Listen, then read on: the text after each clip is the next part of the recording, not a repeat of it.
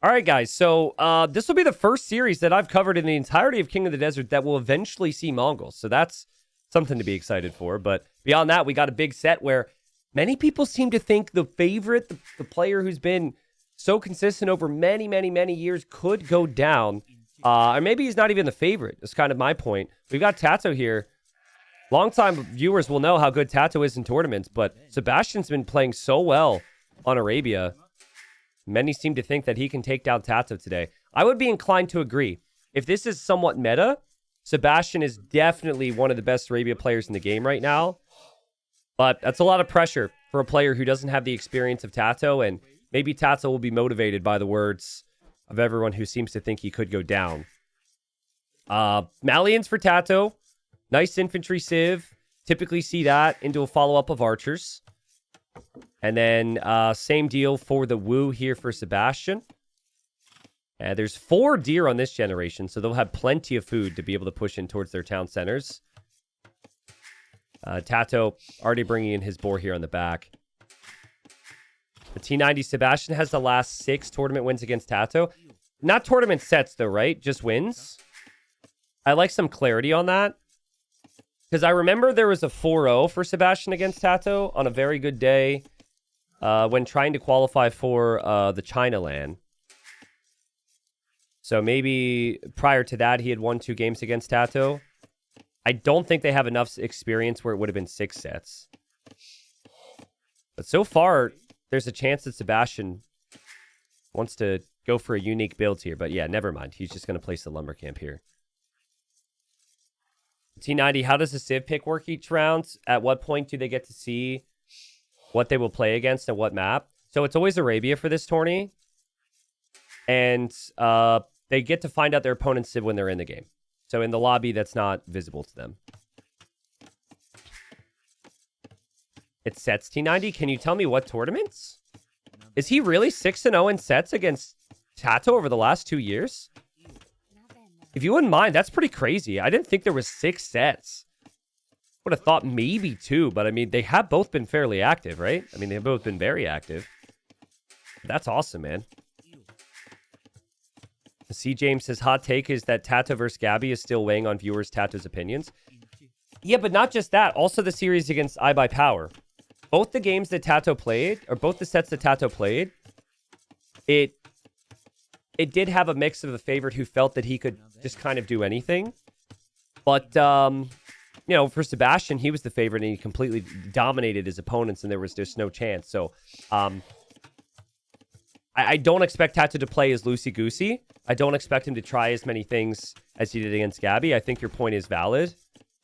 But I do think that the style from TaToH wasn't as sharp as he would need to beat a player like Sebastian here. So,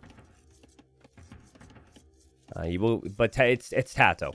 I would expect him to still be really competitive today. He's adding the militia now. And back at home, Sebastian's will build that barracks. And we'll see a man-at-arms for him after he drops off the food. Pretty tight build order. Tough to get the food. A lot of players have not been going for man-at-arms. But again, you had 3 deer to push in. So that allows you to go for man-at-arms here. Okay, Scoops is Quintessential Cookout, LY Cup Quali, Copa Intercontinental, Red Bull, Warlords, and Thalassocracy. Okay, so it's a nice mix. And I think viewers will put weights into how big an event was, right? Like, there will be some people that are like, oh, that's just this tournament, right? But as a player, more and more I play, it's like winning against another high-level player, even if the tournament isn't seen as the biggest, that's confidence that you take with you into the next series. So, yeah, that's a lot. If that's the case, that's pretty crazy. Even before knowing that, I was thinking Sebastian's style has him as the favorite here. TaToH's Drush so far hasn't done what he would have wanted, but he does have some walls going up at home. He will be on the way up. If he can complete the walls, it's possible Sebastian won't be able to accomplish too much with the man-at-arms. And the Drush could actually end up accomplishing more because Sebastian, he doesn't seem to know what's coming just yet. Sebastian should expect it, though. I think maybe he sees the barracks. He's hoping for the base to be open here, but TaToH with the 2 militia play. A couple more villagers working. Double lumber camp. Villager or 2 can always go to gold. Still has plenty of sheep, so not a bad build. I think he'll just shift his focus to just camping the berries right now. Eventually, Sebastian's going to need to move out here. I think both bases are very good. TaToH, now that he has the walls, are insane. But the second that Sebastian gets walls as well, Sebastian will have a really good base. The wood lines could be problematic for both players in the next stage, but I think this is fine. Sebastian just unsure, really, on what he can really do. The scout ran in to take a look at TaToH's base. See what TaToH's up to back here, but TaToH defends nicely so far. We'll go for his own archer range. And now Sebastian will build 2 houses and trap TaToH in there. That's not where he wanted to put the mill originally, but he says, okay, go ahead and stay there. And now he just brings the archer and he'll kill the 2 militia. So those militia were never going to be upgraded anyways. Nice play there from Sebastian. We talk about the confidence. Just to go out there and think you can get away with that is pretty nice. Now, what you should do in TaToH's position is try and patrol your units on no attack stance. So the archer can't always hit the volleys, but they're just going to die anyways. And now TaToH's scout is getting hit. And oh god, this is, oof, scout's taking damage. Not what TaToH would have wanted there. Sebastian, on the other hand, sees the spearman from TaToH and will never allow that to happen. So, there was some TC idle time for Sebastian of about 30 seconds. That hasn't been the case for TaToH. But overall, pretty clean opening here from Sebastian. If TaToH just holds, though, TaToH's in the better spot, being up a villager or 2. And the Malians love to play into range units. We actually have double range here from TaToH. So this is where this is definitely a little off meta. Someone like Hart, someone like Hera, someone like Viper, they're going to go 1 archer range and then the blacksmith. But where TaToH can gain the lead against Sebastian, because Sebastian's going to play that style as well, is with a bit more in the way of army numbers. But it's not this obvious off-meta thing, but it does delay your farms. It does sometimes lend your... It does have you play... Man, I can't speak right now. It does sometimes mean that you're going to play into a market to buy food later on, instead of just waiting for the farms, but it's still manageable. This is nice because Sebastian was on range units faster than TaToH, but Sebastian did already see that it's double range from TaToH. And TaToH's collected more resources. And TaToH's got his army just patrolling around to defend from the man-at-arms. I think he got really paranoid that there's a hole here. Yeah, he got really paranoid there's a hole. And so runs back into his base. Luckily for him, there's no gap. He is still double-checking. And now he can just chill out a little bit. Sebastian will do the same. Sebastian just going to move over to the left side now. But TaToH, no berries right now. That's not the case for Sebastian. Sebastian able to drop the blacksmith. Sebastian with 11 farms plus the berries. TaToH with 11 farms and no berries. Because of the Malian gold income, I would just go market here. Build the market over here, especially if you're being attacked on this area. Sell your stone. Buy some food. You're playing towards crossbowmen here. And fast ballistics with the fast university. 3rd kill of the game for Sebastian. But it was just a spearman. And now TaToH will come forward with fletching now to attack Sebastian's base. Yeah, I like TaToH's approach so far. I like his setup. He's got a much bigger army than Sebastian realizes. And see, there's potentially breaks through here. Sebastian's already thinking about Castle Age being this the way this game plays out. So he was going to skip fletching. But now TaToH's attacking and he'll get the upgrade. Still the man-at-arms are here. Will TaToH realize that Sebastian spots him? He will. And Sebastian adding even armor now and making quite a few skirmishers. Another kill for Sebastian. 4-0 KD. But TaToH, again, probably pretty happy with this. Snipes one of the man-at-arms there. I'm really not expecting TaToH to hold on to that stone. Yeah, this is how I play the Malians almost every single time. It just utilizes their gold bonus so nicely. Meanwhile, I think on the other side, Sebastian's had more food bonuses involved. He gets the food income from his military buildings, right? This is a really funny little corridor on the edge here. Do you want to run through there? See ya! Can you imagine? Like, look, it keeps going, man. Can you imagine if a house got placed there? That looks really funny. What in the world? I mean, TaToH will get away. And with TaToH getting away and still having this other army in the middle, TaToH will have a really strong force soon. He's actually dropping a stable because he's expecting skirms, which is a little bit untypical these days. Sometimes you'll see people just go for the forward siege workshop instead of the knights. But he has to be able to get forward. That's the issue for TaToH. And there's more skirms looping around. Oh, but Sebastian isn't cutting him off. Sebastian isn't cutting him off in the middle. He came down this way. He didn't go up this way. He still doesn't see them. That's going to make all the difference in the world. TaToH will be up. TaToH will be up with his army alive. And once he gets the crossbow upgrade, this isn't a fight that Sebastian can take for a little while. The T90, should Sebastian try to micro battle and send his man-at-arms through the TC at the same time?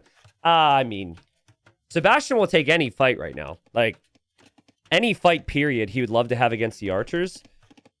So, the man-at-arms are dead now. I mean, yeah, he could have tried to run through or something, but I kind of doubt that was going to be a high-priority play at this stage. But I like the creativity. The game's been a little bit more relaxed than that, though. It's not really a game where you have a lot of crazy distractions happening. Kind of crazy from TaToH to be on 2 stables right now. He will not be able to produce knights out of 2 stables if he's also getting these upgrades. But yeah, that will send some alarm bells off in Sebastian's mind. Now, Sebastian, looking for that army big time right now, does not find it yet, anyways. He should be able to find it now. There's some weak units in there. Could maybe get a kill. His skirm's going to die. Oh, nice. He gets a kill. That's pretty good. He needs houses everywhere. Luckily for the Wu, you build houses pretty quickly. But he might need a safe wood line. And TaToH's 2 stables, but only 1 knight on the way. He just doesn't have the resource balance to be able to get the amount of knights he needs. I would always expect the Malian player to go ballistics. The university is just cheaper to build because you have cheaper wood buildings. And then you have a faster researching university. So that's almost always the play, but ballistics isn't necessarily a great play against skirms. And the crossbows are here. Sebastian does see it in the last second. Loses a villager. Ooh, hold on. Look at Sebastian's army right now. He might need to break back into his base here. He wanted to trap this, but TaToH's about to be in. Nice early pressure here from TaToH. Villagers have to flee now. And this is before Sebastian knows about the knights, too. Lots of idle time for Sebastian. If TaToH can force a reaction from you, you're going to be chasing him all game. He's one of my favorite players to watch. The issue for TaToH is getting into this position. But his opponent reacting to his army right here allows him to set up the next play. Feels like he's just waiting for those skirmishers to go a little bit too far. And if the skirms go too far, he'll send the knights after it. This is just like before, right? Sebastian trying to chase the army and TaToH running away. And here comes knights. Really tough for the skirmishers to get away now. They still will. But these knights engage. And TaToH getting some damage. There will be some monks around for Sebastian. Also, the archers are going to help. TaToH microing back the weak units. And yeah, the knights didn't get too many kills there. Still no ballistics for Sebastian. So that means TaToH can continue to get away. And TaToH has to be careful. That could be a conversion. Unfortunately for him, it's not. But his crossbows do go down a little bit on this side. Oh, man. TaToH is running that way. And he's really scared of those skirms. I thought he would maybe come over this way. Still bringing the knights over. Still one town center for TaToH. Lovely farming eco, though. He'll shift on the stone now, so thinking about a second TC and maybe even a castle, and he'll kill a monk. No conversion. That's so good. That is so good. Some players just don't even try and engage there, but Sebastian was caught sleeping a little bit. I just don't think he was expecting it more than anything. He loses another monk. Man, the conversions have just not been coming in here for Sebastian. And now I think TaToH just continues on. Yeah, you lose a knight now, it's still more than worth it for you. And TaToH's got a really big army. The knight switch ended up just completely catching Sebastian off guard. I don't think Sebastian was expecting the upgrades. I don't think he was expecting the numbers. And he was definitely hoping that his monks would get the conversions here. TC from Sebastian. Remember, he still doesn't have ballistics. TaToH is going off right now, guys. Who's the favorite? Who's the favorite in the series, he says? It should be me, dude. Look at this. This is GG. Denies the town centered 70%. Sebastian's got no army to compete with this. He would need every conversion he can get, and he would need it to work perfectly now. Hey, try some quick walling. The knights can actually get away. More villagers will die against the knights here. I mean, that's 16 villager kills. 17 villager kills for TaToH. And I guess he will maybe pull back because he's worried about the monks, but there's Lycav here as well. So if the Lycav finds the monks are just taken out of the equation here. The TC still not completed. TaToH denies it again. And the Lycav kills that monk, and the other monks are in and out of the TC. Damn, what a start for TaToH. What a start. Second town center will come up. Obviously, he's like already ahead on one TC. Lycav goes in again, kills another monk. And TC still denied. It's exactly what you want to start a series. Your opponent's attack doesn't get value. And in early Castle Age, you just completely demolish them. Such crazy stuff from TaToH to go for 2 stables. That's just not common. Even the double range in Feudal Age is not really a common play for most players these days. But why not? Damn, that was convincing. So, Sebastian, he wanted the aggression with the man-at-arms. TaToH was fully walled. Sebastian then wanted to chase down and kill those archers. He wasn't able to get those archers at all. And then he did the right thing. I don't think monks is a bad play, but you do need every single conversion with them. And that one monk was a little bit too far forward. He didn't convert for half a second. The monk goes down. Relatable. Next monk as well. He was paying attention, but then the conversion doesn't happen. Also relatable. And then TaToH was just full force, full pressure, full armor on the front in that TC. Basically, with Sebastian's army type, he would have wanted a map with more hills to maybe research arson with the man-at-arms. A map that was more open. And just more of an opportunity to be able to chase down TaToH, but just did not happen there. That's good stuff. And that's also like way more sharp than what I saw from TaToH in the prior round. So I forget the name of the chatter now. I think his name was it Chase? Was it Chad? Was it Chandler? I don't know. It was a CH name. His point was maybe everyone's rooting for Sebastian because of just what TaToH did in the prior rounds. But yeah, I think there might be some truth to that. Yeah, TaToH goes Teutons, game number 2. And this is not a civilization most players are going to pick. So TaToH did play this with the prior rounds against Gabby. Ended up going into a full tower rush. But I think some of the bonuses you pick Teutons for is just the cheap farms. And those cheap farms can help in a lot of ways. That can actually help you play archers because you have more wood to spend on the archery range and the archers. But of course, more farms is more food and maybe more scouts, maybe more knights as well. Now, Gurjaras have bonuses that help them arrive to Feudal Age faster. It feels like Gurjaras with that extra sheep, whether you're using them in or out of the mill, initially it'll be in. They should be setting the tone here. I don't know where Sebastian's going with this villager right now. Hello? Lady? You're not a sheep. He misclicked. He was trying to scout with a sheep, I think. And he somehow clicked the villager that way, so... Hello, T90. Finally caught you live. Been watching all your broadcasts after work, but I have a question. Can you please explain to me what the value percentage G stat means? Yeah, so that is... So the value is the cost of the army that's on the field, right? So the amount of total resources for the military on the field, here they just start with a starting scout. But since one is a camel and one is a scout, there's different value. The percentage G is the cost of gold associated with that. So because camel costs gold, 52% of that 115 value is gold cost. So that's there's your answer. Generally speaking, the person with the most value has the biggest army or the better army. And if it's similar values, so let's say it's 1,000 value for both, and one army is 50% gold and one army is 0% gold, usually the gold armies trade a bit more efficiently in a similar fight. So yeah, it's not really an intuitive thing. I probably should talk about it more, but yeah, there's your answer. But it is something that's interesting to pay attention to, especially when you get the really big armies. But that'll give you an idea of how expensive armies are. If you're wondering why someone doesn't have resources if they're going bombard cannons, for example, bombard cannon is 225 wood, 225 gold. That's 50% value on basically 500 resources. So sometimes you'll see 4 bombard cannons for one guy. The other guy's got a big army and no bombard cannons. And you could instinctively say, like, oh my God, so-and-so's got no army next to that castle. But yeah, he just invested 2,000 resources into 4 units. It's actually pretty expensive.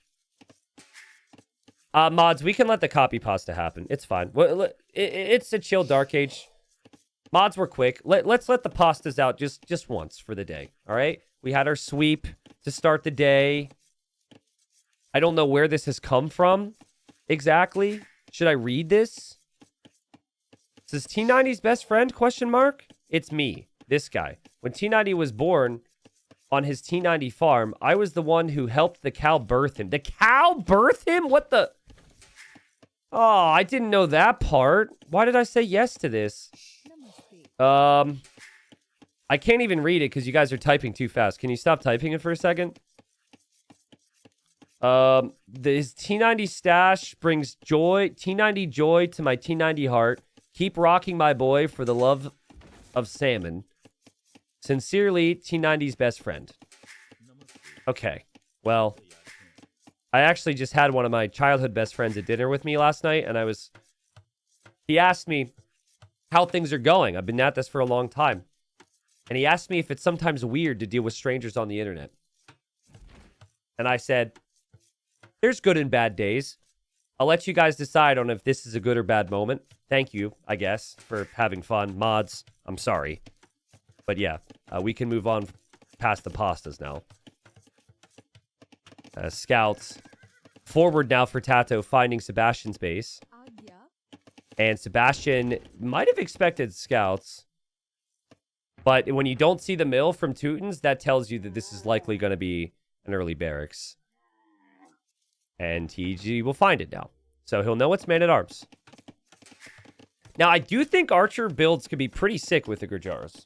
Because you still have that leftover food underneath the TC. And then you could pull the sheep outside of the mill.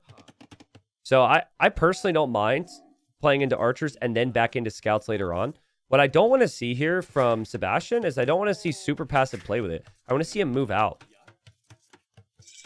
I didn't have a lot of opportunities to really ever criticize anything Hera did yesterday in his series. It was a really good series. But if you watch that set, Hera just kind of sat at home with his army the whole time. Now, that was a very different map situation. This is a map that's a little bit more open, but defend from the early infantry.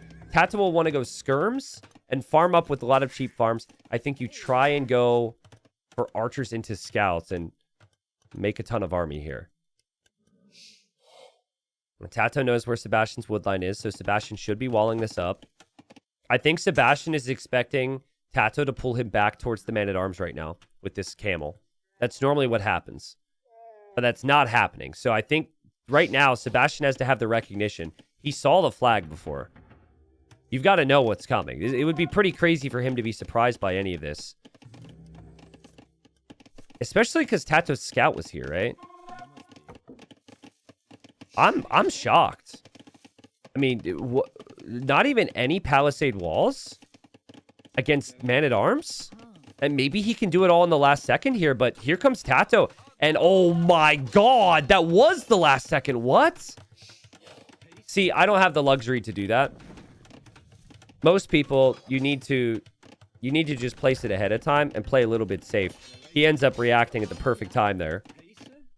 Well played from Sebastian, and now the archers are here.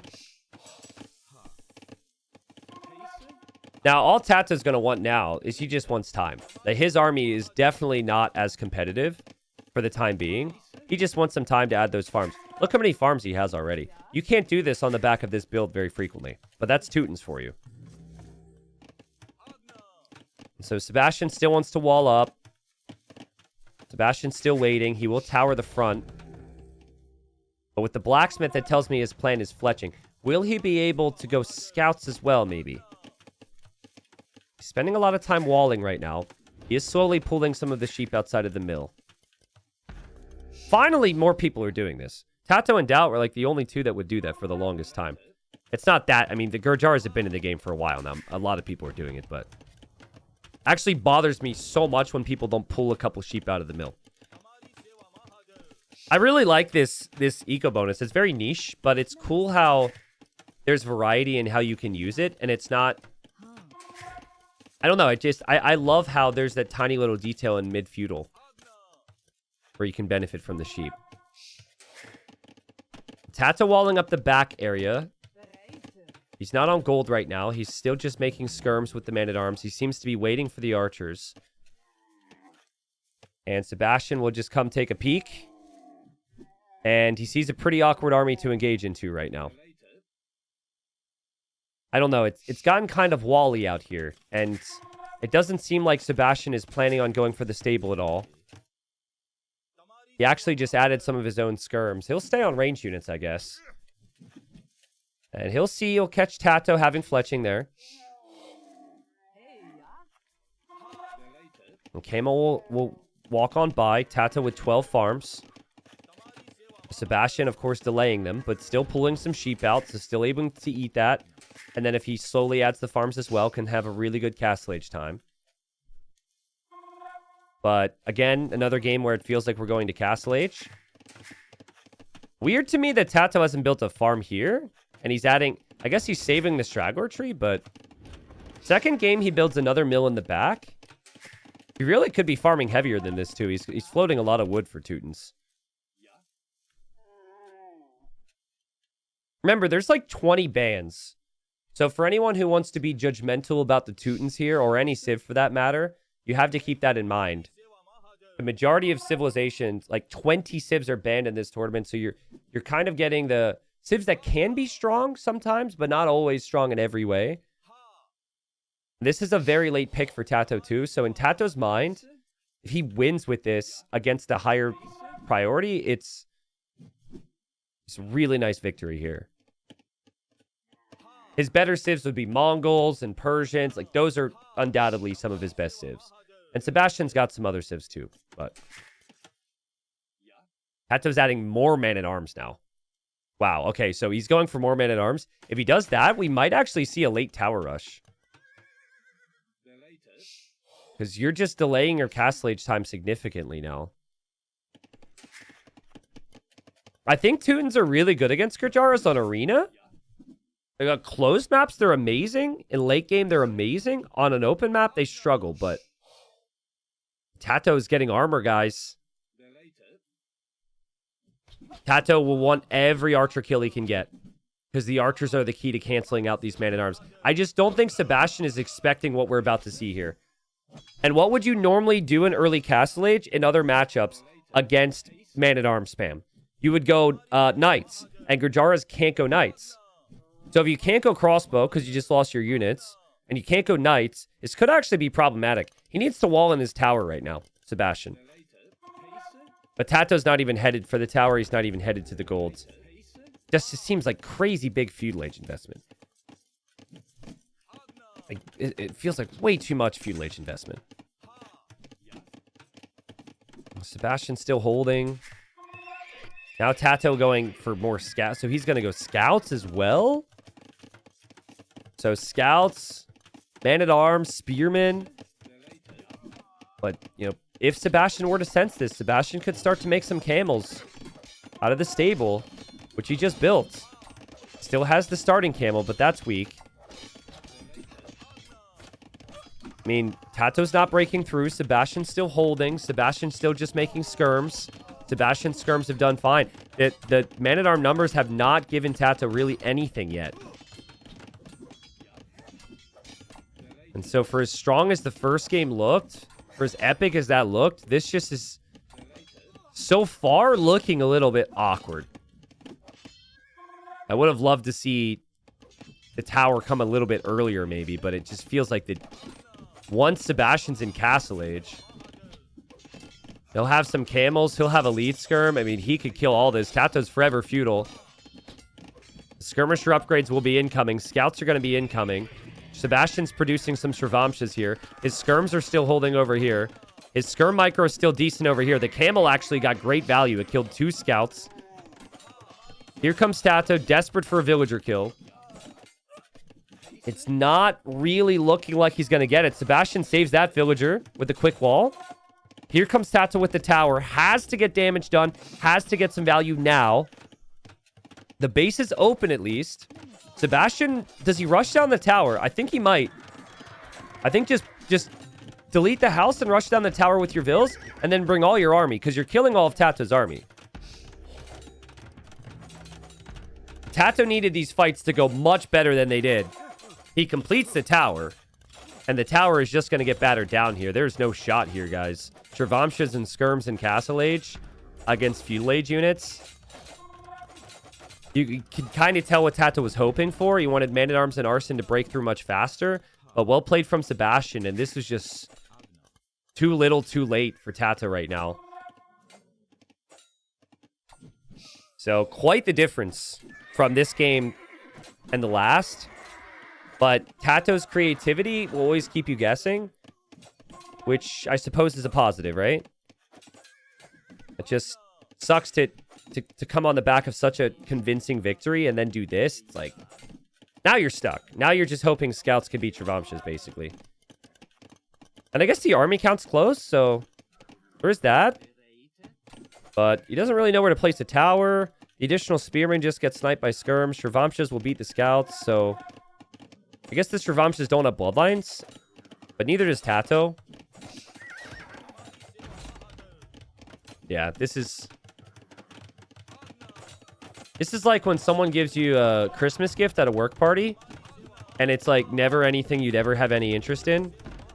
Or I don't know, someone bakes cookies for you, but it's like a really crappy flavor you don't like.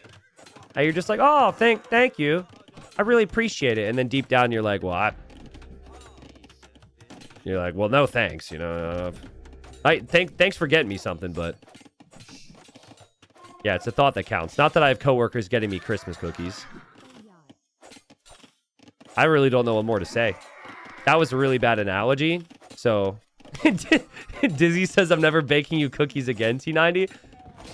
Well, at least put some chocolate in it next time, all right? Sorry, I didn't mean to come off as unappreciative. You want to hear the name of a cookie that 50% of you guys have probably never heard of before, that my dad is obsessed with? Mincemeat. That's right. Mincemeat. I don't even know exactly what it is. I just know it's awful. Yeah. M-I-N-C-E meat cookies. And it's not like... I don't even know what it's made out of. I don't think it's actual meat. My dad used to have them all the time. Really disgusting. My dad had some weird family diet things that carried over into our childhood. Why cookies instead of pie? I'm pretty sure he liked the pie as well. What do you think was my dad's favorite type of sandwich? Was it ham? Was it turkey? Or was it liverwurst? I'm sure you could guess. Freaking liverwurst. Ugh. Ugh. So gross, dude. TaToH's still in the game, by the way. I mean, he's still trying. It's his first game that he's gonna lose, and maybe just wants to ensure that he's completely dead. If his opponent could make knights, they could counterattack and win the game. The camels are actually kind of vulnerable against the spears. And he says, you know it's a stomping when T90 talks about his dad's food choices. Hey, don't disrespect my dad like that. I'll talk about my dad's crappy food choices during a win as well, during a close game as well. But yeah, you're right. I mean, right now, I haven't been thinking there's any chances for TaToH. I have looked for some type of a distraction. But he's still not dead yet. And he did just get some villager kills there. He still has lots of farms. Sebastian hasn't really done the counter damage because camels haven't been able to easily advance out. Oh God, TaToH, this is... These are all my viewers leaving as I'm talking about my dad's weird dietary habits. Also, my dad would cook for us. This wasn't too bad. My dad would cook for us once a week. And it was always hot dogs and baked beans. So, which basically meant my dad knew how to microwave. My dad's a very good microwaver. He will admit that himself. Yeah, that's so many vills. I thought he was going to TC drop for a second. But I think it's just for a tower rush. I mean, here he goes. The best switch that Sebastian's gone for this game was to crossbow instead of the skirms. Because that can actually kill the spearmen and the villagers and the scouts pretty quickly. If this works for TaToH and I spend about 6 minutes talking about random foods, people on YouTube are going to be really upset. I'd still be very surprised, though. I mean, Sebastian's on 2 town centers. Sebastian doesn't really need this area. He can give it up. He should be able to move to another woodline for now. TaToH keeping it competitive, though. Giving it a shot. I mean, population still high. Bill count still close. Here comes another tower rush. He had to buy stone for the tower, but he's going to place it. Sebastian needs to move his woodlines right now and be very careful he doesn't overchop this. But TaToH's tower is going up. That's why he brought so many vills. The camels leave the gate. Tower now from Sebastian. The scouts could maybe run in. Sebastian's panicking a little bit. He just needs to leave the woodline. I say leave the woodline. He doesn't actually have a lot of other woodlines that he can see right now. He doesn't see this woodline. So if he doesn't see that woodline, he would have to go here. Which he can and should still be able to do. But it still is... TaToH's making him work a little bit. Props. I like the patience from Sebastian. TaToH can't build offensive and defensive towers everywhere. So he just keeps repositioning. And now TaToH has to move his woodline. TaToH might want to run in here and build a tower. So maybe now if you're Sebastian, you build your own tower just to keep that farming area safe. Kind of feels like TaToH is going to be castle dropped at some stage. Sebastian will always just park his army out of range of a tower. Also, you don't have free murder holes in Feudal Age. I actually played this game for like 3 years, thinking that Teutons got murder holes for free in Feudal Age. I was terrified of ever rushing down a Teuton tower in Feudal. There were a lot more tower rushes back then. Both because of the meta, but also because I was a little bit of a noob. Nice quick wall. Or not so much. TaToH will get another vill. Not a bad find. If he finds the woodline, that could be good too. MBL. MBL, don't start with me, bro. The other day we were talking, chat was having me talk about like trying to improve in the game. And MBL, who hadn't said anything in like 2 hours, he just chimes in, he says, too low IQ. Too low IQ to improve. This freaking guy, man. Okay, another tower from TaToH. Sebastian now has an army over here. Sebastian should just castle drop this dude. Just go to his base and castle drop him.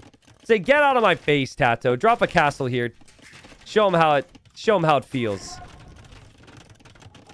I guess escorting the army there is kind of tough. Okay, he'll drop the castle here. I mean, TaToH's still only behind by 7 villagers, guys. And he could maybe kill more right now. Sebastian's definitely going to lose some vills to this. But doesn't matter when he has 3 town centers and when he's all over TaToH's base with crossbows? I don't think so. Castle goes up. TaToH taps out. He tried something different, but well played from Sebastian. I think what I would have liked to see from TaToH, if you're going to tower rush, I would have liked to see the pressure go to the gold. Because I think if you take the Magyars player off gold, they can't get to crossbow. They also can't make knights in the first place, even if they have the gold. So when he made 7 man at arms with arson, I thought he was actually just going to rush this tower here, push him off gold. Because then it gets kind of awkward for Sebastian. If you're a knight civ and you get pushed off golds, you can sell at the market, get enough gold to make like 2 to 3 knights, and that's enough. But here you don't get access to knights, and then you get pushed off of gold, and then you're just making like 1 or 2 Servamshas. But I think he also wanted to prioritize the wood lines. The tower rush just came too late compared to Sebastian's build.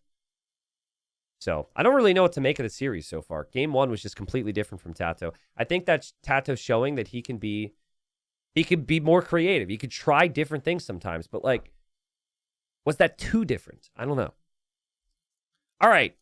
So we've talked about maps a lot in this tournament. Again, 90% of the time, I think the maps are pretty even on both sides. Occasionally, remember, there's no restarts or anything. One player will have a way more wallable map or something. TaToH has 2 of his wood lines create this great wall of wood. If he walls here, he fights from the front of his base and then walls here. He's got a very, very easy wall to go for. And I guess while Sebastian could, in theory, do the same, it's a lot more work. It doesn't feel realistic of being pressured. So, something to think about. Last time TaToH played Armenians, he stayed in feudal age the whole game. He played longswords. There is, of course, the cheese tactic of church rushing as well, which we've seen some videos on.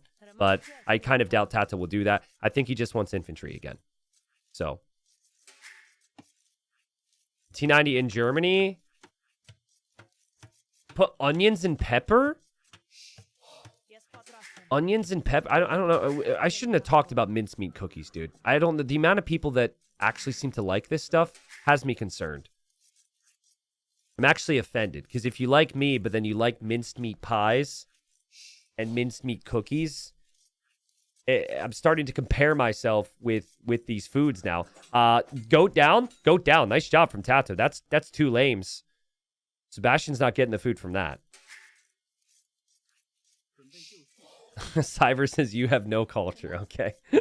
I'm kidding. Yeah, that was not my favorite growing up. My dad also would like all different types of licorice, but like really gross licorice. My dad just has kind of weird taste buds compared to me, I guess. Very different. You know the saying, the apple doesn't fall far from the tree, which implies that, you know, oh, this guy is very similar to his father. I'm honestly pretty different. I think my dad's sense of humor, my cheesy dad jokes, has probably rubbed off on me, but my dad never played sports, doesn't like video games, listens to very calm, relaxing music, and I'm kind of the opposite in a lot of ways. I was kind of the black sheep of the family. So Sebastian does not want TaToH to take this board. TaToH's just taking his time then. He's bringing his scout all the way back, actually, just to push that scout away. Sebastian's build otherwise looks pretty good. 4 on wood. You do get a little bit of food income from the shoe when chopping the trees. And TaToH just attacked Sebastian's scout, or at least threatened to. Sebastian saw that and will back away. And Sebastian did also steal 2 sheep. So he's headed this way. What music does your dad like? Well, you got to keep in mind, my dad is 40 years older than me. So there's also a much bigger age gap between me and my father than maybe for some of you. So my dad's like 7. Is my dad really 7? I think he is. I think he's 71, 72. Something like that. My family's not a big music family. My dad likes, I think his favorite artist is what's the name of the lead singer of, is it Dire Straits? So the lead singer of Dire Straits, I think, has his own solo stuff. Yeah, Mark, that guy. Mark Knopfler. That's probably my dad's favorite music right there. That guy. And my dad, now this is similar. My dad, he will find a song or a movie or a show he likes, and he never moves away from it. My entire life, that's been his favorite. And here I am, casting Age of Empires. People are like, T90, didn't you play Red Alert? T90, didn't you play this? T90, didn't you play this? I'm like, nope. And so I'm like, I guess our music taste is very different, but that much is the same. TaToH does not seem to have a lot of food here, guys. I think he's trying a fast castle church rush here. But he lost some food, so he needs to recover some. This feels like a church rush from TaToH. Defensive or offensive, 21 villagers would imply this. So, let's see if TaToH can make it work. Losing those goats is going to hurt, though. They will obviously build a market, buy and sell, but churches in 2025, actually a pretty strong weapon, as crazy and ridiculous as that sounds. And we'll see if TaToH can make it work. They also nerfed they buffed the warrior priest, which is a unit I don't think ever needed to see a buff. So maybe TaToH doesn't want to use the churches as the weapon. Maybe he wants to just make some warrior priests here. The scout's just passing. I think Sebastian overlooked that one. He's going for the archery range at home. He might be a little bit confused. I think he's going for the archery range opening, just expecting TaToH to go longswords, because that's something TaToH has done before. I don't really think he knows this second. He really needs the scouting intel to know what TaToH's actually doing here. TaToH needs to take his scout away from his base right now. Never, ever, ever try and save your scout. Well, actually, that's fine. Doesn't matter. Saving your scout's actually really good. T90, does your dad like salmon? No, he doesn't like salmon. So we're kind of opposites in that regard. Yep, now TaToH needs to co-confirm Sebastian's opening. Sebastian will see the blacksmith. Sebastian should see the market. And now Sebastian's like, oh boy, what do I do against this? Let's see. Can TaToH actually click up? Oh, that's painful. I mean, you have to idle for it. You have to just wait now. I think he'll sell off 100 wood once he gets it. He will make it to Castle Age. But Sebastian's coming forward with villagers. Sebastian's coming forward with archers. Sebastian wants to put a stop to this. And so that little lame from Sebastian plays its role. Because with a fast castle in Arabia, you need so much food. And TaToH's already sneaking. He's going to church rush him. He's going to build a church on his base. He's going to run these villas. It's going to take a while. But all the way over to the opponent's base ahead of time. Before Sebastian can see him. And TaToH's up. So, Phosphor is in chat. Phosphor is the guy who's maybe the reason this is happening. And Phosphor says, painful to watch pros try to execute a clean, fast castle. Well, Phosphor, Mr. Judgy McJudger over there, Phosphor in TaToH's defense. I would normally agree with you, by the way. I think that players need to do a little bit more research as well. But he did get lamed.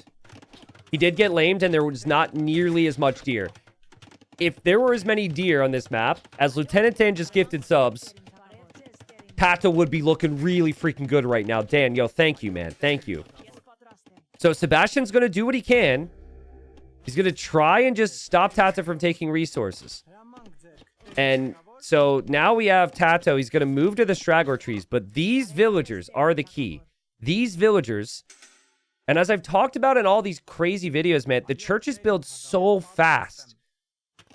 So it's really not... It's not something you can stop if you don't have the army to snipe the villagers almost instantly. But still, I mean, the economy is not very efficient for TaToH. And so Sebastian is doing the same thing he did against, I forget who it was. I think you Pudding in the earlier rounds. He built the farm to delete the straggler tree. I love that from Sebastian. Let's go. But yeah, how many churches could TaToH actually build? You almost need to build one defensively so you can take your wood line for now. So he'll build the first one. Church will go up right away. You don't need stone for the churches. You don't use stone for it. It's just 200 wood, and it will fire arrows, and it can produce warrior priests. I don't think Sebastian is expecting the push around this angle, but he seems to have an idea of what could happen because he's built the outpost through the middle at least, and he snipes the villager from TaToH. TaToH's just waiting here. He's just waiting. Sebastian is definitely paranoid. He's getting town watch. So he's expecting the villagers to come in at some point. Now, if you see the scout, you probably expect that that could be where the villagers are coming in from. But do you have army around? You don't, because your army's on the front trying to kill TaToH. Sebastian might send an archer now because the scout just came in. He might build an outpost here, and there's the church. All right. And Sebastian, see, if this was balanced, in my opinion, you could maybe go out there, try rush that down with a couple vills, but it just insta-builds. So he correctly realized his instincts, like if a church was going up, his instincts was to fight it, and he realized, oh wait, it's a fortified church. That will build fast. And now the process begins of more and more churches. Sebastian needs to get to Castle Age eventually. TaToH still really needs wood. I like the tower back here. I like the archer pressure here. There is a monk now from TaToH just to slowly scare away some of these archers. TaToH is at the limit with resources. It's not pretty. Now, trivia question for you. What does more damage against town centers? Okay. Option A, fortified church. Option B, a castle. Option C, it's the same damage output. Church, castle, identical. Which one?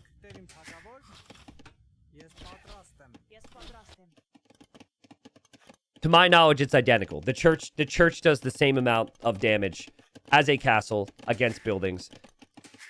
And that's another thing that can make this really complicated. But as crazy as all that sounds, this is just not working, guys. It's just not working. Sebastian's played really well. Sebastian is denied resources. Sebastian has still got like another gold he can take. Sebastian actually has working economy.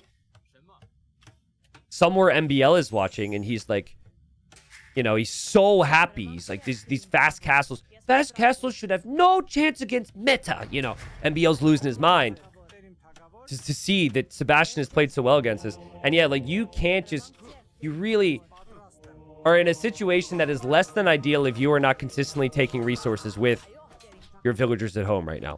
Because you want to be churching right now. But he can't go to church. Instead, he's got to, well, keep the church at home, I guess. Phosphor says, looks like the first time TaToH has tried this. This fast castle has no chance versus anything.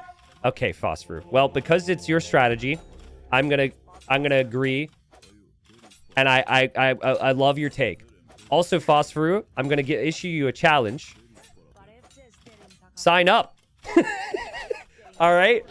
Sign up, bro. I know you're doing your little training games with other people who are playing in the tournament. But, you know, you show up and you're like, whoa, this isn't correct. Show us the way. Show us the way. I actually don't know if you have a good fast castle with the way. Show us the shoe, maybe. But show us the way next time. I'd love to see it. But no. So I've watched a lot of Phosphor games. Things did not go according to plan here, I think, just economically. He didn't have the deer that he needed to have the food eco. And Sebastian did a good job pressuring while also having just enough economy to get to the next stage. From here, I just, for this to have had value, these super high risk, high reward strategies, guys, they had to do more by now in most cases. Because a big part of this church rush that's the opening that's strong is the churches do crazy damage. Or the warrior priests kill a couple things. We just haven't seen that. And then eventually you can make monks out of these, and maybe the monks come into play, convert some things, but like the fact that TaToH hasn't been able to really take wood consistently has slowed down the churches, and now he's just building defensive churches, which is defending a worse position here, so. T90, why do you think TaToH is doing this? Is it because he wants for Sebastian to go through his first picks to maybe win one game? No, I think TaToH thinks that he needs some creativity today to beat Sebastian in 4 separate games. It's high risk, high reward, which if it's the case, I haven't verified it, but the last 6 times that they played each other in any tournament, Sebastian has beaten him. I think there's a very good chance that TaToH feels like he needs these types of things to pan out against Sebastian. Now, it looks bad right now. It looks clueless, but it just, because of the riskiness of it. This is how every crazy risky play looks when it doesn't work. Like, you guys probably aren't big baseball fans, all you viewers out there, but you probably know what it is, right? Some people will call it, I don't know, luck swing or something, right? But imagine you've got to... Imagine this is kind of like baseball where TaToH feels like he's got to go for some home runs here today. He's got to swing for the fences. And then Sebastian's like, no, actually, I'm just going to play the percentages. I'm just going to play chill, going to play more relaxed, try and get those, just get my bat in the ball, you know? It's high risk, high reward. When the home run gets hit, it looks awesome, but then you strike out like 8 times out of 10 or 9 times out of 10 with stuff like this. But it is a best of 7, and TaToH will have other civs where he can play more standard approach. I think if you play, I think if you try and play longswords against the Shu, which is the other aspect the Armenians could do, I think that it's a struggle because the archers and eco is so good for the Shu. So T90, this looks pretty bad. I think we need to buff churches. Oh, please. Oh, please. Please. Let me look at see how many deer TaToH had and how much food he had. Yeah, so there's variance on the gens, and sometimes you'll get groups of 3, and sometimes you just get 1. So he loses 2 sheep, and then he only has 1 deer to push. Maybe he ends up getting the second. I'm not really sure. I think maybe he got the second. It's really tough to pull this off when you get lamed and you don't have as much food. And Sebastian's tower was in a good spot to pressure the wood line. The archers were all around. But yeah, I don't think it's a shocker to anyone that TaToH doesn't play this to the frequency of some others. Maybe there could have been some slight tweaks to it, but Sebastian just punished it perfectly. Really weird start to the series. TaToH plays meta game number 1. He looks good game number 1. And now 2 crazy strategies as a follow-up here. So, all right. So finally, TaToH goes for one of his upper civ selections. One of his earlier civ picks. So here you could assume that he's got more confidence in how this civ plays out and might not be doing something quite as extreme. He goes for the Tatars. Now, there was a viewer of mine who apparently has played like 6,000 games with the Tatars. I forget their name. Their name wasn't Tatars Boy. That's for sure. But surely they're going to be a fan of this. And other people too. I really like this civ. I typed this in a discussion on balance internally recently. I feel the Tatars are a very well-balanced civilizations. They have good bonuses. They also have good weaknesses. Their eco bonus is nice, but their eco bonus isn't extremely OP. I feel the Tatars are an extremely balanced civilizations amongst like 15 civs that are maybe overpowered. There's been a lot of power creep over the years, right? And so that's why we never see Tatars played. But it's good to see the Tatars here. I like the civ, and Sebastian wants a lead here. Sebastian knows he needs to slow TaToH down maybe, and he will steal a boar, and he's also stealing 2 sheep. And Tatars get more food from their sheep. So to steal 2 sheep and a boar is crazy strong. I don't know if TaToH knew the boar was over there, but he was over on this side. He was pushing a deer, and Sebastian's probably going to get this boar home. That's a really nice start for Sebastian. It's tough to be critical of TaToH here. I don't think you're expecting your boar to be gone that quickly. Sebastian just got really fortunate taking the risk moving forward. He got double fortunate because he also found the sheep. And he will have his own boars. His base, fairly open here. He doesn't actually have a lumber camp yet. But he should have plenty of food, and he'll expect something from TaToH, but that slows down TaToH's build. And again, it's not a generation with a lot of deer to recover from the lame. Oh, actually, well, maybe it's fine. He can push 3 deer at least, so. Why don't they bring sheep home before they start pushing the deer? It happens so often. Well, you think about it in terms of percentages. If they were to play the same game here, same matchup, let's say, and Sebastian would try that, I'd say 20% of the time, at most, he gets the boar and the sheep this quickly.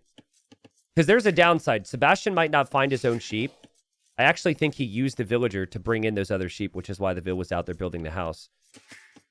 So if there's a 20% chance that you're going to lose even just your boar that early, you feel like, okay, I can get a deer, I can scout with my other sheep, I could do a couple of these other things, and most likely I'm fine. We've seen lame attempts where people go forward and they don't find anything, and then they are late to pushing their own deer, and then they're late to getting their own sheep. That has happened more than I've seen this lame. So it's the risk-reward aspect of it. Hopefully that explanation makes sense. But luckily for TaToH, he's able to get a little bit of food. But yeah, 50% more food comes in from the goats. Sebastian won't have, like, meteor sheep because he stole them from TaToH or anything. But Sebastian will have no shortage of food. This is nice because Byzantines don't have an eco bonus, and now they kind of have an eco lead. So 6 stuff for Sebastian. I think he'll play spears and skirms just because Byzantines are so good with that. But honestly, I would consider scouts. Because this map is pretty open, and if you try and play too defensive on this map, it still could fall apart on you. I wouldn't want to play scouts if I didn't get that extra food with Byzantines. But if I do get the extra food, I'd be pretty happy to try it. The T90, why does no one do a sneaky fish trap boom in one of those random pools? I mean, for a lot of different reasons. There's 0 fish. It's way too much wood spend. So you would delay your barracks, you delay your archer range, you delay your stable. And because none of them are named the Viper. I was really happy that Viper didn't do that. In some of those games, I was just thinking against TaToH he might try it when he was up 3-1. Viper just can't help himself. It's like a disease. And TaToH's scouts just fall back right now. So you know what TaToH's going to do? He's going to play full wall, double eco upgrades, and just no army. Because if he tried to play army, he wouldn't have a lot of resources, and the Byzantines would match him. And this is a way in his mind that he can slowly recover and adapt into the late game. I don't really know if that's something you want. Look at how many sheep here Sebastian has. It's crazy difference, man. With melee, it's worth it. I would argue it's not. I think players are too good. I think they would probably realize the situation and find a way to handle it, but it's funny. I'm not going to name their names, but I was watching some players play it. They're playing a ranked game, and this one guy was Japanese. So, like, let's say the bases are just like this, and they're fighting, right? Actively in the middle. And there was a pond, like, right here. Right? Like, right here. Like, it wasn't directly between them. And no armies ever went there from the guy who had built the dock there. So he builds the dock. He adds, like, 8 fishing ships. And then, eventually, the guy who added the fishing ships there ends up winning. The guy on the other side's a little bit tilted. And the guy on the other side is, like, talking to him because they're friends. And he's like, why would you fish boom in the middle of the map? That's so stupid. And the other guy's like, well, it worked, didn't it? He's like, yeah, but it worked not because it's good, but because I'm bad. And he's like, no, it's good. Like, you would never look there. There's never any reason to look there. I was just thinking about this as we're talking about it. It was so funny to listen to them bicker. So freaking funny. He's like, it's only good because I'm bad. No, I'm so funny. And it was not Viper in doubt. It was not Viper in doubt. It wasn't quite that level. TaToH grabs... He actually doesn't play this as I was expecting at all. I thought he would go no military buildings. He tries to hide the archery range right now from Sebastian, and Sebastian gets in and sees it. So he sees the vills on gold, he sees the archer opening, and Sebastian's like, oh, crap. So TaToH tried to be sneaky, and now I think Sebastian can just add a couple skirmishers. That's really good play from Sebastian, but also, if you're trying to hide the archer range, maybe full wall at TaToH. Not sure I'm fully in love with that, but sometimes the sneaky plays end up looking silly because the player on the other side. That was part of what I was saying with the earlier series today. It's like, stop questioning the losing player and just realize how good the winning player is at assessing the situation. Yeah, there is stone inside TaToH's base, and they buffed the Keshik to insane levels. We haven't yet had that game where it's like, oh my god, they're so OP, but Keshiks are ridiculously strong, so maybe he wants to go here. I kind of doubt it, though. Sebastian lost his scout, so he'll just want to keep an eye on if TaToH ever moves out with the archers. To me, it feels like TaToH's going to play crossbow timing, just like game one. Full walls, crossbow timing. Maybe it'll be crossbow and knights. Maybe some crossbow and siege to play against the skirms. But Sebastian just has one skirm inside the range. He will actually check the TC here, guys. He might go in to see the archer range too. But you click the TC, and if you don't see fletching, you know he's not going to be aggressive. If you see fletching, you make an extra skirm. Tiny little details here. Because it's so easy. Like, if someone full walls, it's so easy to undermake army. You're like, oh, they're not doing anything. And then they surprise you. Or the opposite. If you overmake army, they beat you to castle age. And TaToH will use the market. Just like game one, right? And TaToH gets housed. Oof. A little sloppy. I mean, there's not a lot happening right now. For TaToH to get housed is not necessarily the best. And Sebastian will click up to castle age. And now you can make more skirms. I think what would have been really fun here from TaToH is if he made one archer in the range and then just stopped after Sebastian saw him. Then you're not taking advantage of free thumb ring, I guess. But maybe your opponent goes too heavy into skirms and then you can go knights or something. But then it's so tough because Byzantines have cheap skirms. Everyone's just playing Byzantines so well because they just think, I will take no damage in Feudal and it doesn't matter what else happens. I could be on par with any civ. Oh, don't tell me TaToH runs right into the army here. He wants a forward siege workshop too. He wants to go crossbow, forward siege. Hello! Awkward. Yup. You gotta abandon that plan here, pal. Sebastian ran forward at the perfect time. Sebastian senses it, sees it, and knows what two villagers leaving the base would mean as well. It's not really easy. I think TaToH needs to stay at home and build a stable now. Hope to make a knight. Or, okay, well, you could just also build the stable right there. That's certainly a choice. But he's assuming because he used the market that Sebastian will be later to castle age. But Sebastian's balanced his eco perfectly. If Sebastian kills one archer, Sebastian aims to kill another, gets it. Sebastian will know what's happening, kills another archer. TaToH showing his hand with the stable. And it might not even be able to complete this right away. You could lose a villager here. Like, this is unnecessary. You could question the other things, but building the stable out here and then losing the villager here is just needlessly sloppy. And now Sebastian will probably have... Actually doesn't have a stable at home. So maybe he wants to play skirms. And also play some monks. TaToH's archers have not moved out. Sebastian knows that. Sebastian would expect there to be at least one knight. He's just so confident right now. But does he know that TaToH's going to sneak this way? It doesn't seem like he really knows about that, but he built an outpost down here, so if TaToH ever goes that direction, he'll see it. He has a spearman patrolling up here. And so he's waiting. He knows there could be an army. He really doesn't seem to think that TaToH's going to be able to do enough with one knight. And that's just because of the lack of upgrades available on knights right now, because of the food eco. Also, I think he'll see the TC and realize Bodcanero isn't in as well. But I love the crazy confidence from Sebastian to stay here. Obviously, it gets really risky if TaToH's archers go the correct direction. And TaToH is going to try and sneak. Probably won't go this way because he's against Byzantines. We'll try and go the long way around. And then over here, Sebastian saw that scout and kills that. And now there's some siege from TaToH. And Sebastian's like, oh, siege. Interesting. So you've made a knight for the skirmishers. You've also made the siege for the skirmishers. TaToH needs the sneak to work. He's going to be extra sneaky because he's up against Byzantine vision. And, oh, man, dude, that outpost is so good.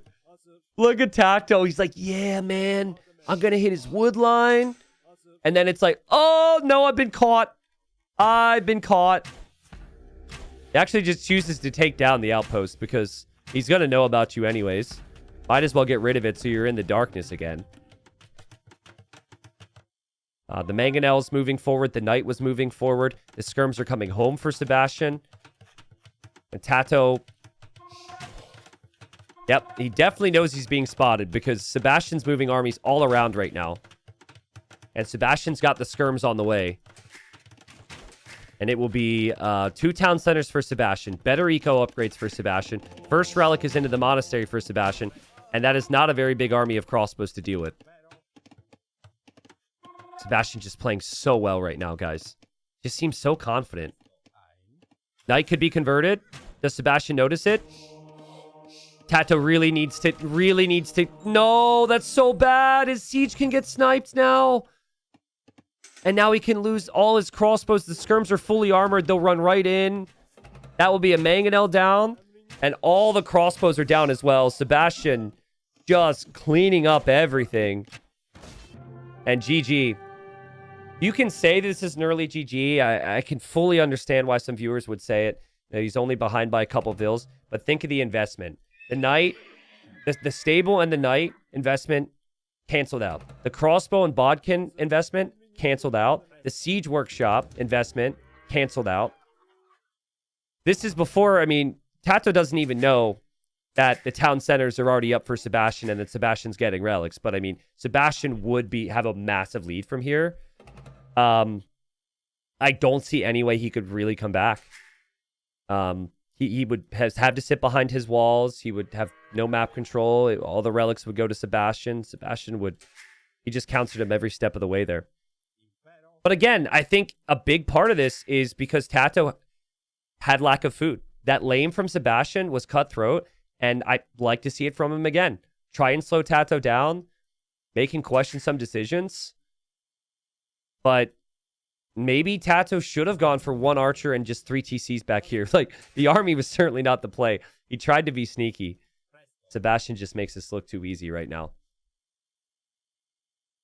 So 2-1 KD for Sebastian. Kind of a rough series to watch right now for TaToH fans because he has not been able to get it together, man. I'm not questioning any decisions from Sebastian. It's clean. It's comfortable. He seems confident. 3 wins in a row now. Oh, wow. Look at this. Look at this, guys. TaToH's down 3-1.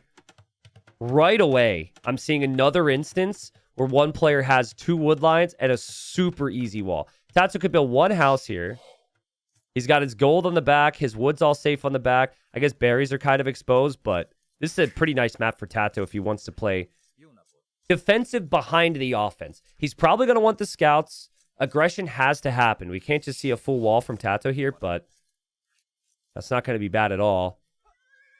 TaToH lost like 500 food in Dark Age last game, so he couldn't go for scouts. He couldn't do what he now wants to do with the Magyars, so he's hoping to lame, and he is not going towards Sebastian's base at all. It's funny, Sebastian also may be thinking about a lame, but they're both actually out here. Are they going to find each other with sheep? This is kind of funny. They both think this area is safe, but yeah, they're off to the side here. Both players are like, oh no, like I haven't found him. He's going to be stealing my boar. They're so far away from finding the enemy. But you miss out on sheep, right? So back to what I said before. Sebastian found the boar and the 2 sheep right now in the previous game. So it was really quick compared to what we're seeing right now. We might see Sebastian, if he sees this boar and sees these sheep, bring a villager out, because he'll be scared TaToH will find him. TaToH did bring in his 1 boar on the front. He does have sheep out here, but he has no scout at home. And Sebastian finds him first. I think it's been a long enough time. Sebastian will do 1 more pass in front of the TC and then come home. And if he finds these sheep, he'll be very happy. Scouting will also tell you TaToH's moving out. And TaToH gets the hit. And, oh, TaToH tries to hide the sheep. Sebastian saw the sheep. That's my sheep. Thank you. It'd be really unlucky for TaToH if now Sebastian comes back this way and gets these sheep. Because TaToH found nothing with the lame. But Sebastian's going to come home.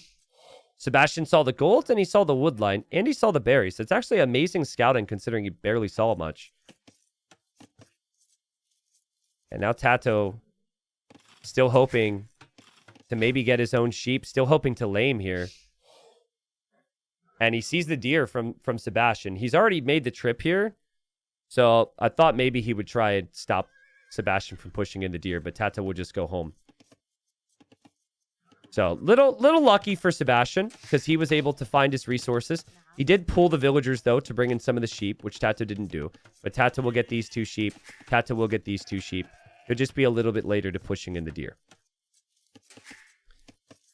But yeah, Magyars want all the food they can get. They would have wanted 2 to 3 deer underneath the TC by now. And then that 19 pop build to go fast scouts. It's still achievable. But I think TaToH will actually opt more for the 20 pop build now. And honestly, if you're going 20 pop and you feel like you're later to the deer push too, you might actually just wall again with this map. And shift from being aggressive to playing more defensive. This is just not easy. This is not the build he would have wanted. Is he going to try another Phosphor build? No. Okay, he cancels some vills. Now he gets Loom. He had a couple extra vills in queue, so I thought maybe there was a chance. But he just cancels them. He'll be fine to click up. 19 pop still may be doable. And for Sebastian, I think he'll do the same. And I think Sebastian will have a tougher time locking down this gold than TaToH will. So I'm not sure about the Civ. Saracen, it depends. Saracens normally want a wall. If Saracens had this map, I would honestly say GG. Saracens with this map is crazy. But yeah, that's not the case. And Saracens really rely on the gold. And Sebastian will actually go to the back gold now. Again, pushing, I think, 1 extra deer than TaToH did. TaToH's still working on pushing in more. And like I said, goes 20 pop. Not a strategic mistake from TaToH. If you can get that early food, you go up really quick. But if you can't get up quick, you might as well go for the 2 lumber camps. You could still go for the big army play in Feudal. It just slows everybody down a little bit here. Yo, Nuclear Gandhi, thank you so much, man. Thank you for the 10 gifted. We are... Oh, we just hit 4K subs. Let's go, dude. I don't know if you knew that. Thanks for the gifted subs. And thanks for the resub. He's rooting for TaToH, so hopefully we get more games for you, man. Again, TaToH's base is awesome. You can play army into some walls. Sebastian's base is kind of awkward to manage here. And that was the same in the previous game. He still made it work. A T90, is there another set after this? No, there's no extra set. Why did TaToH make the second lumber camp to the right and not the left? It's good to spread out your lumber camps if you're able to protect them. Because if range units hit, you want to still have a safe wood line elsewhere. So if you go lumber camp here and lumber camp here, if archers is the opening for Sebastian, which is very likely, both your wood lines are rangeable by the same army. So yeah, it might be questionable in a weird way because you think it's harder to protect. But with this map, TaToH should be able to protect that. Whoa. Look at Sebastian right now. This is interesting. This is something TaToH did in the past. So he's going market before he opens with anything else. Okay, now he goes for the range. So TaToH used to like buy and sell with the market. He'd build the market really early. and he would go for sneak stables sometimes. So the opponent would play skirm against archers, but here you know it's going to be scouts. He just kind of delayed the archer range and is opting for big walls. T90, please force the players to play another set after this. Thanks. I don't think that would go over really well. Sorry. Scout attacking here from Sebastian, just keeping TaToH busy. Sebastian was housed for a full villager, so he's a villager behind, and already just the fact that he has to focus so heavily on walling has delayed his army. It's delayed whatever his game plan is going to be here. Once he's walled, maybe he can play offensive, but again, his base is pretty freaking awful. I still think he has to full wall in front here and just completely forget about this gold. And TaToH blocking on the front there, and that should be a snipe. Nice snipe from TaToH.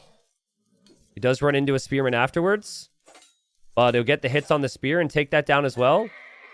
Doesn't really pull back the weak scout. I think Sebastian will take that, but both players getting some kills there. And TaToH's farms are coming up. TaToH's got 11 farms. Sebastian's got 3 farms. But Sebastian's got the market. So pretty consistently you'll see them have less farms and opt to shift more villagers to gold to just buy the food. Right now, Sebastian's army is a problem for TaToH. But TaToH will want to have an archer range, but you want to get as many farms down as possible before you need that archer range. Does TaToH even know? Is TaToH going forward now? I feel like he's misjudging this, guys. I feel like he thinks Sebastian is just going to Castle Age. He doesn't know Sebastian has an army because Sebastian is hiding this. And so he's going to try, I guess, a tower? But you either want to tower a wood line or you want to tower the gold. And the wood and the gold is safe in the back. There's a chance here that if Sebastian sees this, he just kills this army, guys. TaToH does not know that Sebastian has this much army. Because he's just seeing random spears. It's like, it doesn't seem like there's any army. Because it's just, oh, okay, spearman here. But yeah, now Sebastian sees this. Sebastian will lose that spearman. And TaToH's, here comes for the tower. But look how many spears and archers are here. I mean, TaToH just has to back away now. We might see a panic archer range. We might see him stay. I'm not sure. But Sebastian, surprisingly, no interest in moving out to attack this. If he had that third spearman, he might have considered it. He is here now. And TaToH will take the fight. And TaToH runs into the spears. He runs into the archers. But he's Magyars. And he will kill off the spears. And his tower will complete. So this is where I'm torn. On one hand, TaToH's incorrect because Sebastian actually has a lot of army. On the other hand, this is going to mean that TaToH takes down that archer range. And if TaToH did make skirms, he would always be beaten to Castle Age. And if he was beaten to Castle Age with that market abuse, he would die to crossbow. So it would have been awful if Sebastian met him in the middle with all of his spears and his archers had upgrades. But Sebastian was being greedy, and TaToH's punishing the greed. Big time. It's not common to see this type of play, but now suddenly Sebastian will have to move away from his berries. He doesn't have an archer range to produce more archers. TaToH's got tons of farms behind this. Another game where he builds another mill in the back, and he doesn't take the berries on the front. And Sebastian's just like, well, still can't take the fight, still can't take the fight. Need to wait for Castle Age. Now he'll expand his walls over here. Weird Tetris practice has to happen here to get these walls down because he doesn't see the scouts. He doesn't know where the scouts are. He thinks the scouts could come in over here. If only TaToH moved in faster. Sebastian sees it. Sebastian actually sees it in the last second there, and TaToH couldn't get in. Oh, that would have been huge. Still a good position for TaToH to be in, but that was really close. That all those vills would have been down. And now Sebastian is going to be selling stone and buying. So you have gold mining, you have stone selling. Lots of gold income to buy the food, and he's on the way to Castle Age. I think Knights is actually the best form of army for Sebastian in Castle Age. You can't go crossbowman now because you lost your range. I'm not sure I would want to add another one. You can still get bodkin for these archers. For now, he's adding a lot of spears, and he just wants to be ready if TaToH goes all in. And I mean, TaToH has been all in. And TaToH will soon break through this house, and Sebastian's still just being patient, still just sitting back. Vanilla asks, could TaToH realistically now buy cheap stone and castle in Sebastian's face? I mean, you can't get to Castle Age if you're TaToH. These scouts, this army investment, villagers forward, it really comes at a cost for your eco. So you need your Feudal Age army to get value before it's Castle Age army. But that's rather tough. Sebastian's just walling slowly behind. And oftentimes the answer, when you're this committed to Feudal Age, is you can never stop. Because soon Sebastian will upgrade this army and go to TaToH's base, and TaToH's going to need everything to stop that. Stone walls were a really nice adaptation for Sebastian. Feels like Sebastian's going to go for a castle, though. I thought he would be selling the stone more consistently. Maybe he just drops a castle where these farms are to shoot all these towers down. Mamelukes? Maybe? Okay, castle there. If you're TaToH and you see this castle, are you upset about it? It could be so much worse, right? It's not too terrible. It'll take down 2 towers, but the rest of the towers stay up, and then it gives him access to Mamelukes. Oh god, hello TaToH, hello TaToH, hello TaToH, hello TaToH. He wants to stop this. Sebastian with the quick walls. That's a lot of spears. They're not pikemen, though, so TaToH will take the fight under the town center. The archers go into the TC. I just don't think that's worth it for TaToH.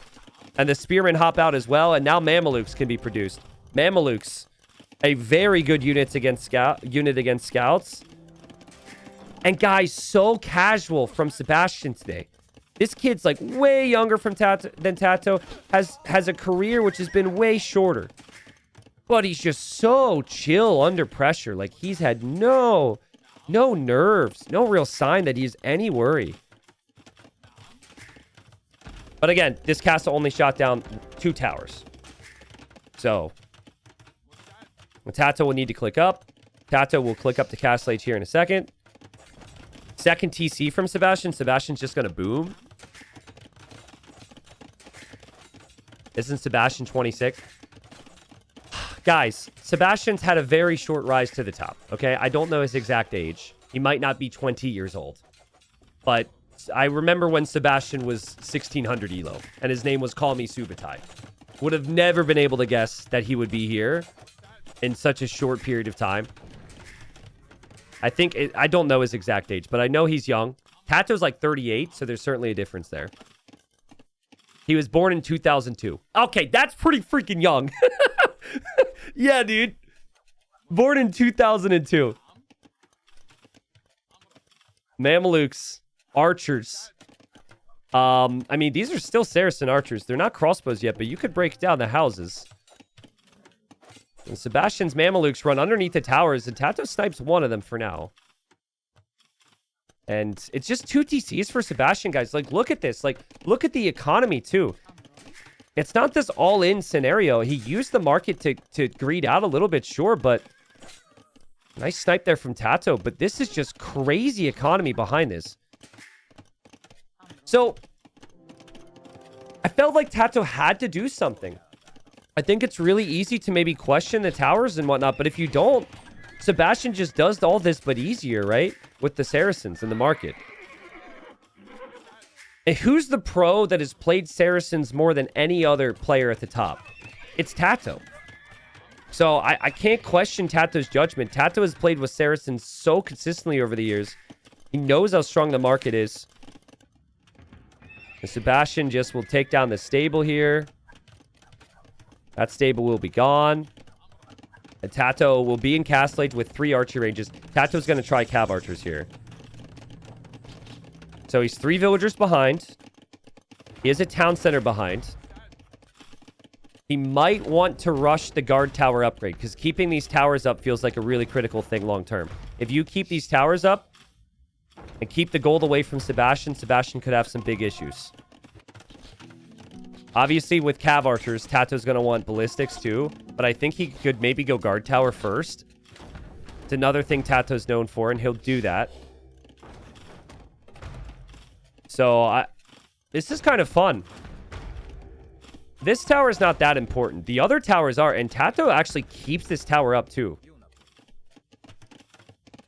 Cav archers are more mobile than Mamelukes. They have more range than Mamelukes. They don't cost gold. They don't cost food like Mamelukes. And once TaToH is able to get about like 12 to 15 of these with ballistics, Sebastian will have a really tough time. Sebastian will need to expand over to the right side. But even this gold is going to be an issue, right? How much gold does he have? He has no gold income. No gold income for Sebastian. TaToH has held the position. TaToH has his golds. TaToH will kill all the archers on the left side with the cav archers so he can take his wood line. And now what, Sebastian? I think he needs a neutral gold. He needs to find this. Uprising 65 says, they say 9 out of 10 Twitch users are dumb. I'm so glad to be in the other 1%. I love it. I love it. I'm just gonna leave that and let chat laugh and move on. But at least Sebastian can take this gold. Could potentially take this gold, I guess, if he can get a castle up. I don't know what TaToH's vills are doing over here. Does any guesses what happened here?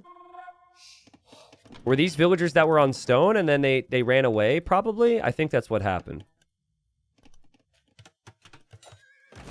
Yeah, to the guy who just said that's 10%, that was the joke, dude. You just explained the joke. That was that was the joke. That's why the joke was funny. The second TC for TaToH is a little risky with the Mamelukes around. The Mamelukes have 100 HP. No bloodlines, no armor upgrades, but 100 HP is pretty sick. I guess you can just sell for a long time if you're Sebastian here. So skirmishers used to be good against Mamelukes, but they removed the additional bonus damage. Mamelukes have a bonus damage against cav, so that includes cav archers. They also shred infantry. Mamelukes do kind of just kill everything, but it's just a unit you never see players be able to get to very easily. TaToH's terrified of this, and he has 16 cav archers. But his cav archers come here to hit the eco. TaToH killing more villagers now. Mamelukes finally about to get an armor upgrade. Oh boy. Yeah, they just wreck the cav archers. Oof. The starting TC will go down for Sebastian, so he'll only be on 2 instead of 3, which puts him on the same amount of town centers as TaToH. But TaToH's still feeling like he needs bigger and bigger army. And TaToH's still realizing that Sebastian doesn't have the golds, right? I think he keeps checking this gold and this gold because that's where you're expecting Sebastian to go. Sebastian's adding a lot of mangonels right now. You can't really push guard towers with mangonels unless you have 4. And then TaToH has his own siege, so that feels unlikely. Almost feels like he wants to go for a big play and a forward castle on TaToH or something. As monastery got denied, so no monks to heal up the Mamelukes, which kind of hurts. He deletes this space in the back. TaToH's army is looking pretty good. TaToH sees the mangonel. TaToH will take down the mangonel. TaToH playing on, despite certain chatters watching. Maybe YouTubers watching, saying this was GG 20 minutes ago. Crazy confidence from TaToH. You gotta love it. He's held the map control. I think armor also was denied there. The blacksmith just went down. So he might remember that. He might not. I think he's gotten awfully used to his base getting destroyed. So this is just a crazy amount of army and mangonels for someone who hasn't had gold income. It's just the market, man. Mamelukes. Huh! Nice shots from TaToH. Really nice shots from TaToH. Fight was right before Bloodlines. He killed 3 Mamelukes. The micro from TaToH up the hill. Split micro. He does receive a shot, but I think that's still acceptable. Considering the fight before, he'll take this. He'll back away. He'll take the Mamelukes. But at what cost? Because he'll also lose some of his siege. I still feel like if TaToH could just hold, if he could just protect these golds, he wins. The gold is so critical here. But can he? Sebastian's just been so used to selling stone all the time. Okay, he'll finally get some gold with some vills. And now 3rd TC there for TaToH. No way Sebastian can just go imp now, right? You've got to make more Mamelukes. I think if he doesn't make army, he's in trouble. His resources were looking like he could consider it. TaToH's going crossbow now because of the bonus damage Mamelukes have. It's an interesting choice. You are much slower then, which could be an issue against the Mamelukes and the siege. But he will take down the siege workshop, so maybe this siege workshop isn't an issue. I would probably stay on cav archers. Ooh, nice villager snipes. 5 villager kills from these random archers that I completely forgot about, and clearly so did TaToH. And now there's TaToH's busy here. His crossbows get hit. His crossbows will get hit again. Sebastian still with the vill lead. Sebastian still with gold. Sebastian with 47 on food. How does he have 47 on food? And he is imping. What? That's crazy, man. He's made this look so freaking easy. Saves his siege workshop too. I feel like his imp composition could just be Hussard. Like maybe just drop stables and spam like light cav to raid TaToH. Mamelukes still feeling pretty good. There's a gap here. There used to be buildings here, remember? Oh, big attack round from Sebastian. He brings the Mamelukes home. Sebastian's just so ready for all these engagements, and the Mamelukes will get close. TaToH will take the siege, but he's losing his cav archers, guys. Over here, he's thinking about a fight too, but he loses everything to the Mamelukes. Oh my god, Sebastian. Lost his starting TC, can't take his main gold. He just always seems ready. He's always got an outpost to know when TaToH's coming in. TaToH was running in. From TaToH's perspective, there's damage to be found there. He's never expecting that Mangonel to see him and sense him and hit him perfectly like that. Still, Sebastian doesn't have the second armor on the Mamelukes. I think he believes he has it because the fights are going so well. He should probably get this tech. This tech is really strong to heal up units in a group like this. But it's a tech that's really underutilized at a high level.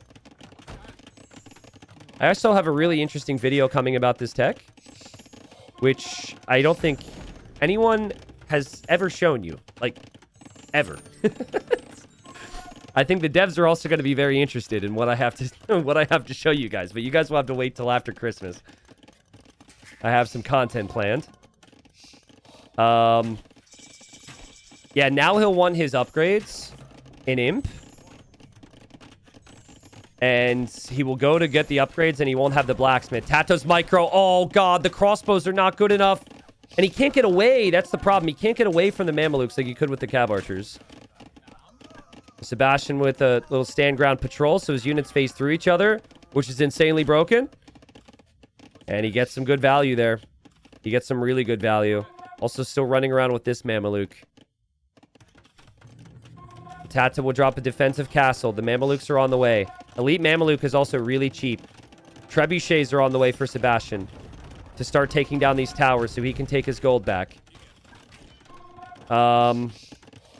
Archer ranges for Sebastian. He's expecting TaToH to go for the archers still. It's the only thing you can try. I don't really think there is many counters in the game to Mamelukes. And the only thing I could think of with the Magyars would be recurve bow cav archers. But it seems like he's kind of given up on that unit. Because he switched to Arbalest now. TaToH's just not expecting Sebastian to have the eco to switch into everything he's going for. Normally, a player who plays without their main gold and loses their starting TC does not have economy like this. But the rules are different when you're Sebastian, I guess. Yeah, TaToH will lose these towers. And TaToH's score is still looking good. Sebastian will spot that there's a raid over here. And there, TaToH will see the ranged upgrades on the town center, and he'll think, that's a lot of damage output on my units. Does it bother anyone else that these Mamelukes are weak and they're not being healed up right now? He doesn't really have vision out here, so he doesn't know what he's running into. It bothers me a little bit. These Mamelukes have done too much for the cause to just be wasted. Without these Mamelukes, he would have had no chance. Sebastian's on double blacksmith now. He is missing upgrades still. Doesn't have the imp upgrades he wants for the skirms. And oh god, Mameluke's going down. TaToH holding on here. TaToH with 4 relics. And TaToH sees those skirms are not upgraded yet. Sebastian's just expecting his upgrades to come in, so still happy enough to take the fights against the Arbs, I guess. Another TC here for Sebastian on another gold. Remember, there's extra neutral golds in King of the Desert. That has saved Sebastian here. But man, that was a good fight for TaToH. It's not going to get better. You would want to add, I guess, like Hussar against skirms long-term here for your Magyars. But skirm camel feels like a really good composition against that. TaToH's still taking the fight because he thinks he's fine. But Sebastian patiently waiting for more upgrades on those skirmishers. I think he's misclicking here. I don't think he meant to get chainmail armor. I think that's supposed to be cav armor. Nice fight from TaToH. That's really good value engagement. Oh, man, the Mamelukes. Oh, it's so sad. Oh, man, TaToH's Arbalest are owning, man. This is the importance of blacksmith upgrades. The importance of not just the attack, but the armor on the skirmishers, guys. It's the tankiness of the skirms that makes them strong. Finally, they're tanky. But TaToH's seen the switch as well. He's seen the camels. He's killed the camels. I think just the pressure from TaToH. The fact that he even chose to continue to engage there really rattled Sebastian. But still, it feels like we have quite the game because Sebastian's been able to find gold. If he can fight back and take this gold, he's got about 4K to work with there. Actually, that's not 4K to work with, but I guess on screen it's about 6K because you have the other gold over here. I think I selected a bit more than I needed. Ooh, a castle from TaToH gets found by Sebastian's outpost, and the camels, which have 170 HP, they'll spot this, and the trebs are coming from Sebastian. Man, what do you do if you're TaToH? What do you make? Sebastian will back up, just build his own castle. Remember, back in the day, you had to get zealotry, and you get extra HP on your camels.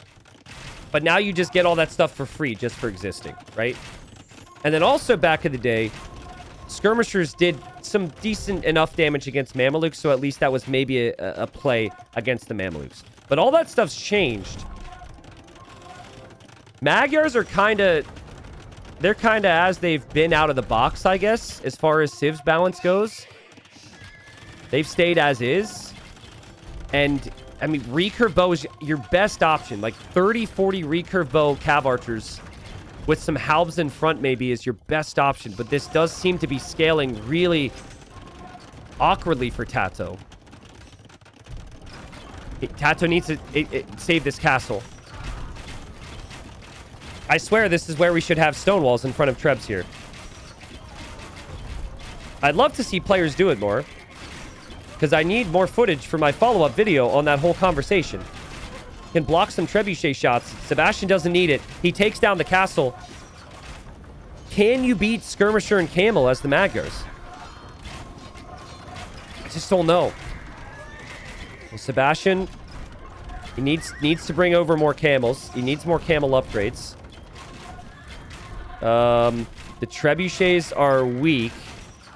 The recurve bow upgrade is paid off for TaToH so far, and Sebastian loses 2 out of his 3 trebs. Maybe TaToH can just simply outlast his opponent with resources here. Because TaToH has 5 relics.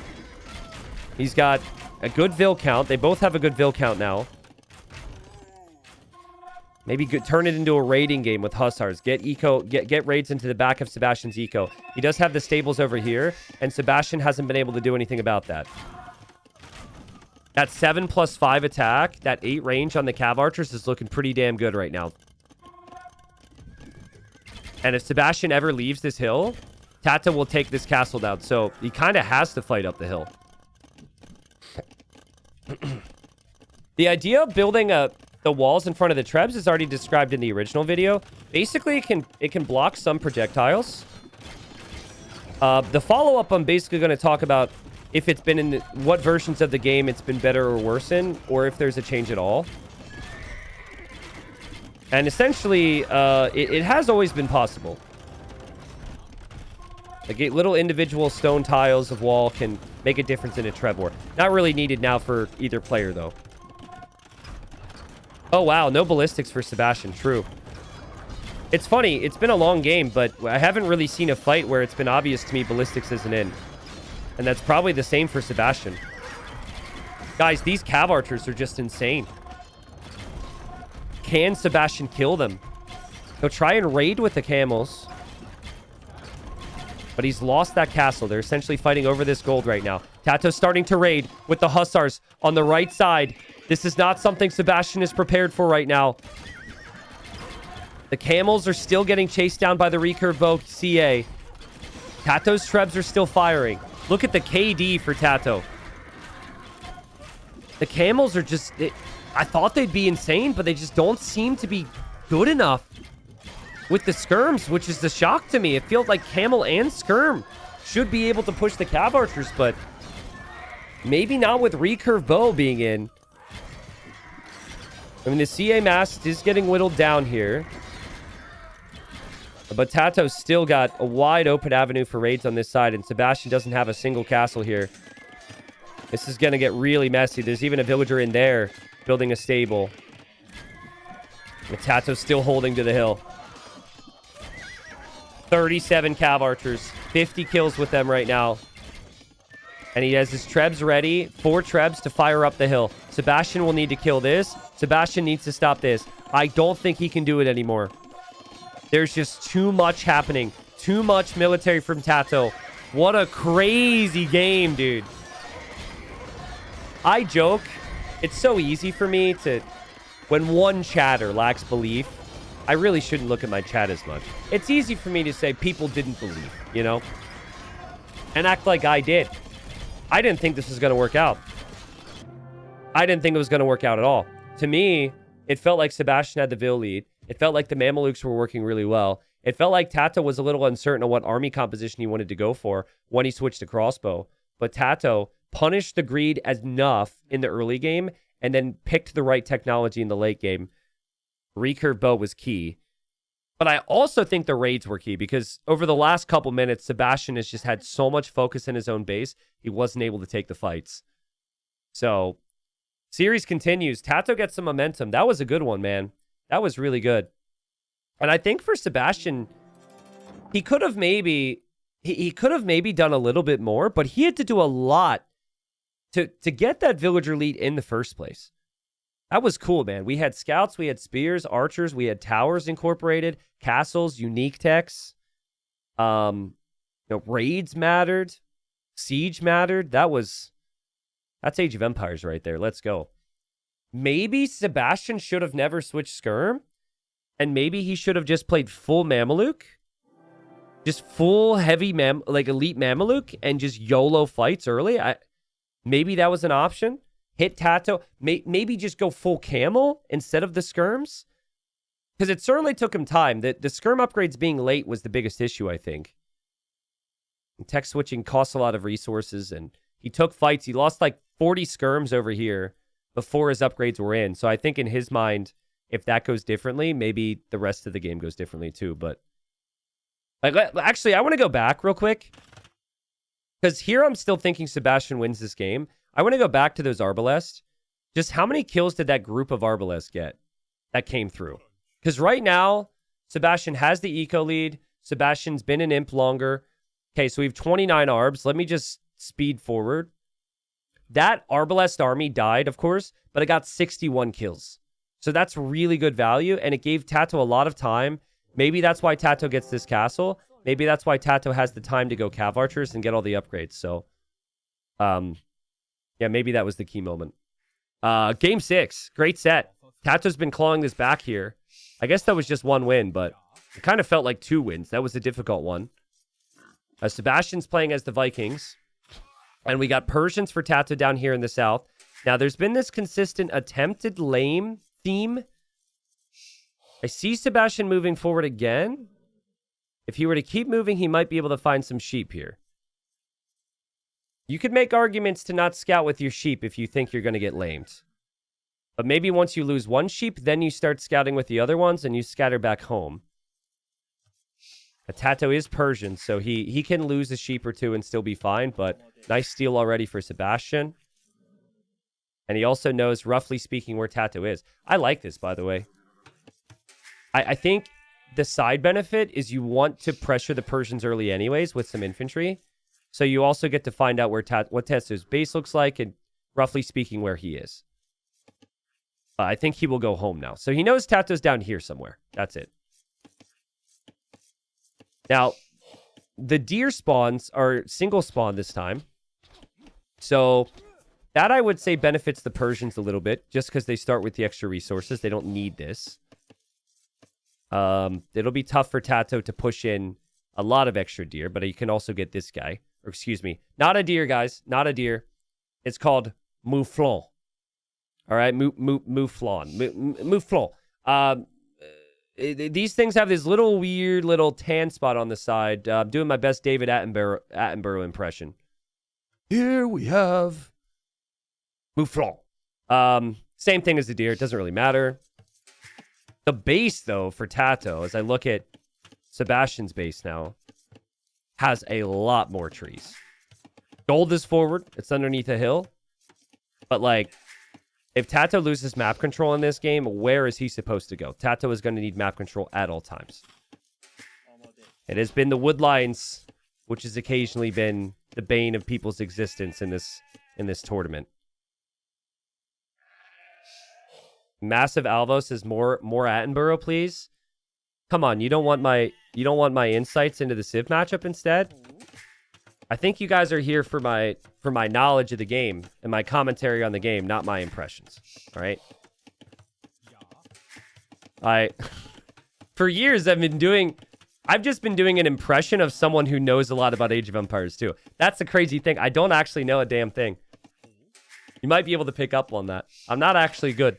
I've just been acting like it, just like I acted like Attenborough. Take it till you make it, baby. This mining camp is ugly. Ugh. Oh, this gold is ugly. This wood line's ugly. Ugh. But TaToH's up quick. So TaToH 18 pop archers. He's expecting men-at-arms. I've seen this one other time. We really haven't seen Persians played that frequently. We also haven't seen Persians played that frequently when it's likely to be on the other side man-at-arms. But this is what Hera did against Barrows yesterday. Super fast archers. The intention here is to match, or not match, but greet the infantry with a bit of pressure. If Sebastian were to just play 2 lumber camps, play scouts into skirms now, this would actually work really well for him. But he's Viking, so maybe there's a chance he still adds the infantry. You don't really expect Persians to go for this build. You expect them to go for scouts. Yeah, I agree. I think I'm okay with bad maps. The issue for me is if one player's map is bad and one player's map is good, right? Really what you're aiming for is you're looking for fair maps. That's difficult to have, though, when you also want a variety of different generations. So, I mean, it is a best of 7. I think like, TaToH's map was definitely better in the previous game. There's no doubt about it. So, this is just evening it out, in theory, anyways. Well, we've got the militia for Sebastian. They're later than he would have wanted, I think. And Sebastian will see the uptime from TaToH and will head over to TaToH's base. He's not expecting the archery range. So, TaToH tracks the barracks. This is exactly what you want.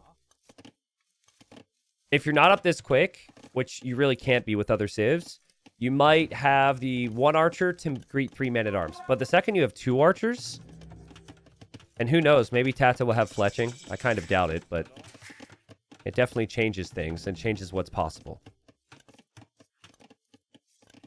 Sebastian actually cancels the 3rd militia. He was going to go for the 3rd. He canceled the 3rd militia when he saw the range. I think it's a good decision. Those militia can still do some harassment, but not worth the investment into the 3rd militia and the man-at-arm upgrade. Sebastian's eco is kind of all over the place right now. He also didn't get double bid-axe yet. He's got a lot of vills in queue. I wonder if the nerves are starting to rise for him right now. We just get so used to players managing the nerves so well. And I talked a lot about how impressive Sebastian is, but this is where you're up 3-1. You feel like you're in control, and then you lose the previous game, and now things might start to look awkward for you. And we'll get double bid-axe now, and he's dropping a tower on the back. Ugh. Tower there, huh? That's interesting. Well, the more I think about it, the uglier this gold would be. So that's okay for me. That doesn't bother me all that much. I mean, again, the maps are just not really great for either player. But I think if you tower, you should be outposting. An outpost over here and an outpost over here. At least maybe wall here, but you don't want any big surprises. TaToH's scout shows up. TaToH will never expect the tower to be up. TaToH will think he can get big damage here. The vills have wheels, so the vills can run away, but the scout is blocking. But yeah, the villager's still able to run. The tower could get garrison there and save the vill, maybe. And Sebastian brings the skirms back over. TaToH has to run away. Militia and scout still hoping to harass, but not a whole lot of damage happening. TaToH with a minute of idle TC. But I think that's because he chose to get the fletching upgrade early to get the villager kill, which he didn't end up getting. So he's down in villagers compared to where he maybe should be because of that. And you weigh the pros and cons in those moments. He probably felt like it was worth it if he got the damage, but now he doesn't. Vill count will still be even, though, just because he's Persian. So that's also part of the reason you justify it. I think if you're not Persians, you always take the extra vill, but you feel like you can recover. So neither map really looks ideal. Sebastian will wall the left. Sebastian will wall here as well. And TaToH's doing a similar thing with the walls over on this side. I like to see him wall between these wood lines. And then he's also towering here. Yeah, I mean, both players making the most of an awkward map. But look at the difference in the farms. Some of these farms are so new for Sebastian. And he only had 6, 7, 8 now.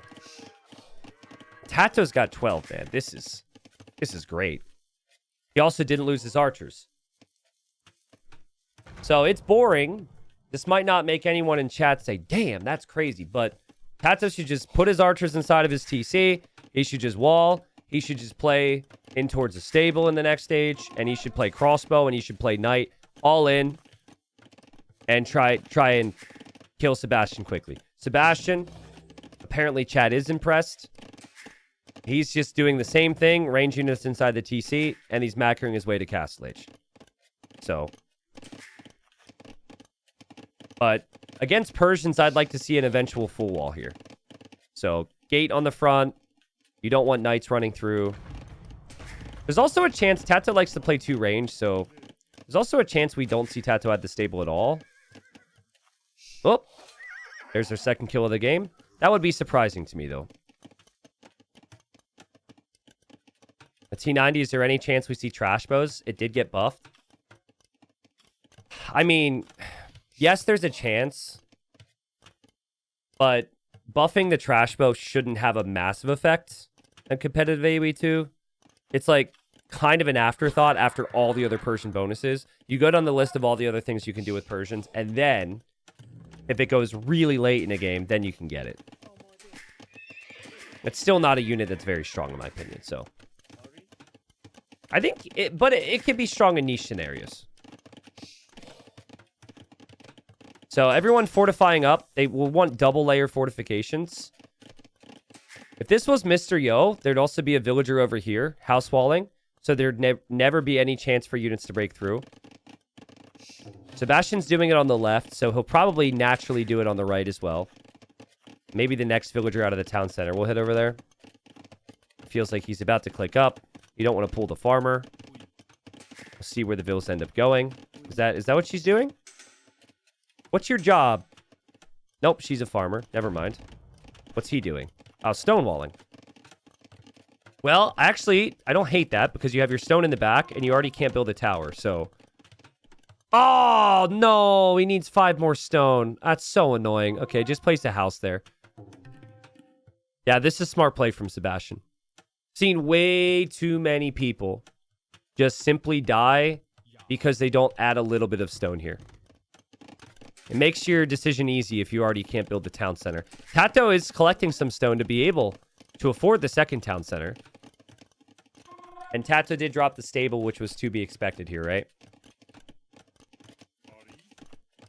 I feel like Sebastian could have caught a glimpse of that earlier when I was talking. Yeah, so he saw the stable, so he knows.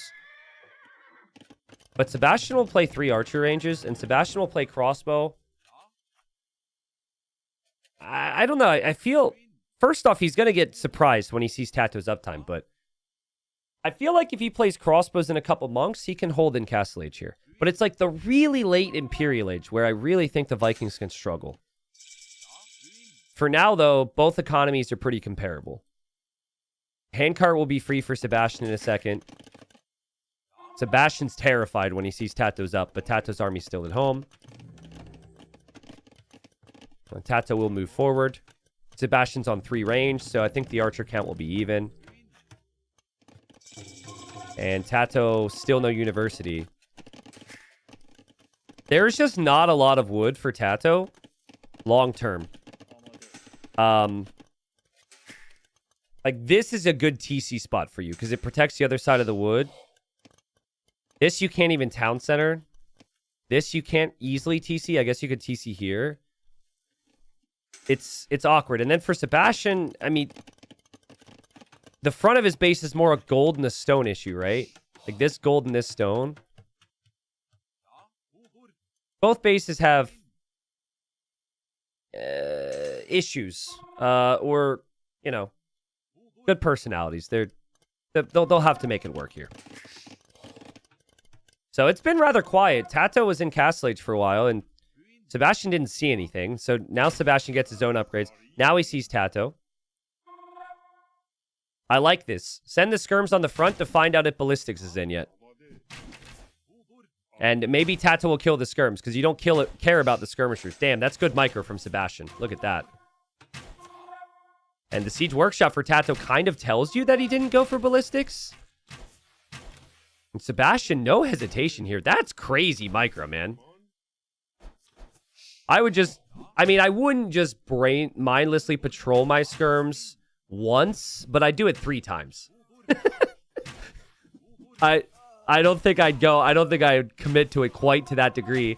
Knights come out from TaToH. Of course, Sebastian had to expect this, but is this okay? Because there's only 3 knights. It's Persian knights, though. TaToH will take that. TaToH will be very happy with that, especially if he gets 1 or 2 more kills. Oh, yeah, TaToH will love that. He loses the last knight, but he'll kill these crossbows. Sebastian, he will have more army on the way, but he doesn't have the second town center yet. TaToH took some even trades there. TaToH will have the villager lead. And TaToH will also have a couple scorpions against the crossbows next time. Monastery out for Sebastian. He'll go mine stone now to eventually get that second TC. This is one of those games, second TC's late, but it'll be second and third TC at the same time. His resources are going to fly. Micro from Sebastian is unreal against the Scorpion. Usually you see them go for the Repairville now. But TaToH knows that. And TaToH, I think, didn't know about ballistics. And Sebastian takes it. Damn. That's the same confidence Sebastian just showed in the previous fight. But in the previous fight, maybe it wasn't the best of traits. I feel like if this is MBL in the blue, there's a villager coming for a siege workshop. Like, so many other players are just going to be like, oh, let's just drop TCs at home. But, or Mr. Yo or someone.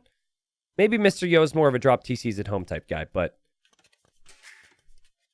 you want to hold the map. You want to prevent someone from ever moving out to these golds and these wood lines. He does have a pretty good idea of what is and isn't in there. And now you see a town center as well. So that's also an area you can pressure.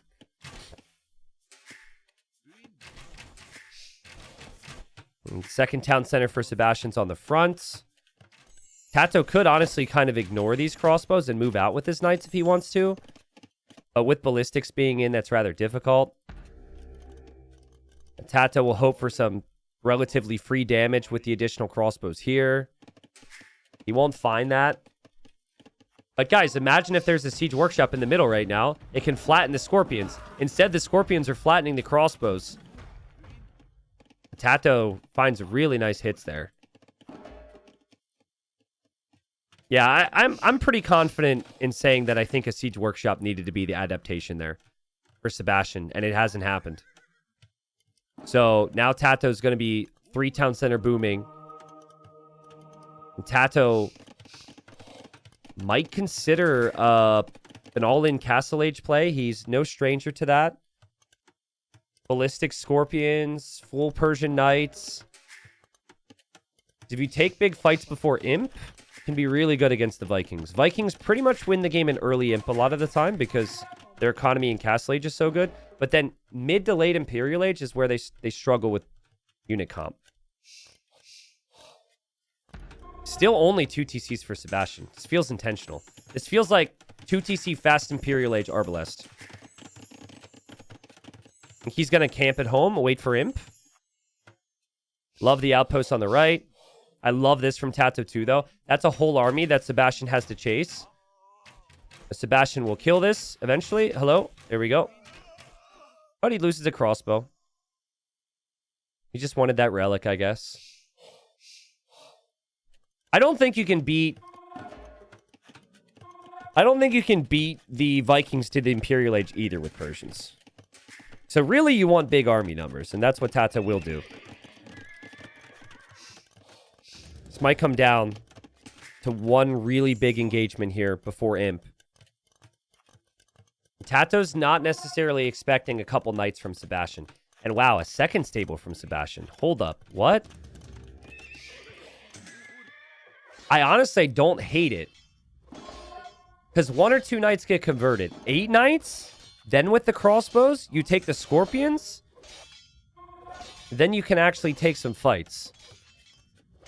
Knights alone might not be enough. TaToH's advancing out. There's just outposts everywhere, so he's got to know that his opponent sees him, but he's still waiting for an army. He doesn't see it yet. And now he'll catch the knights, and he'll see the crossbows soon, but it's just also kind of weird for Sebastian because he doesn't exactly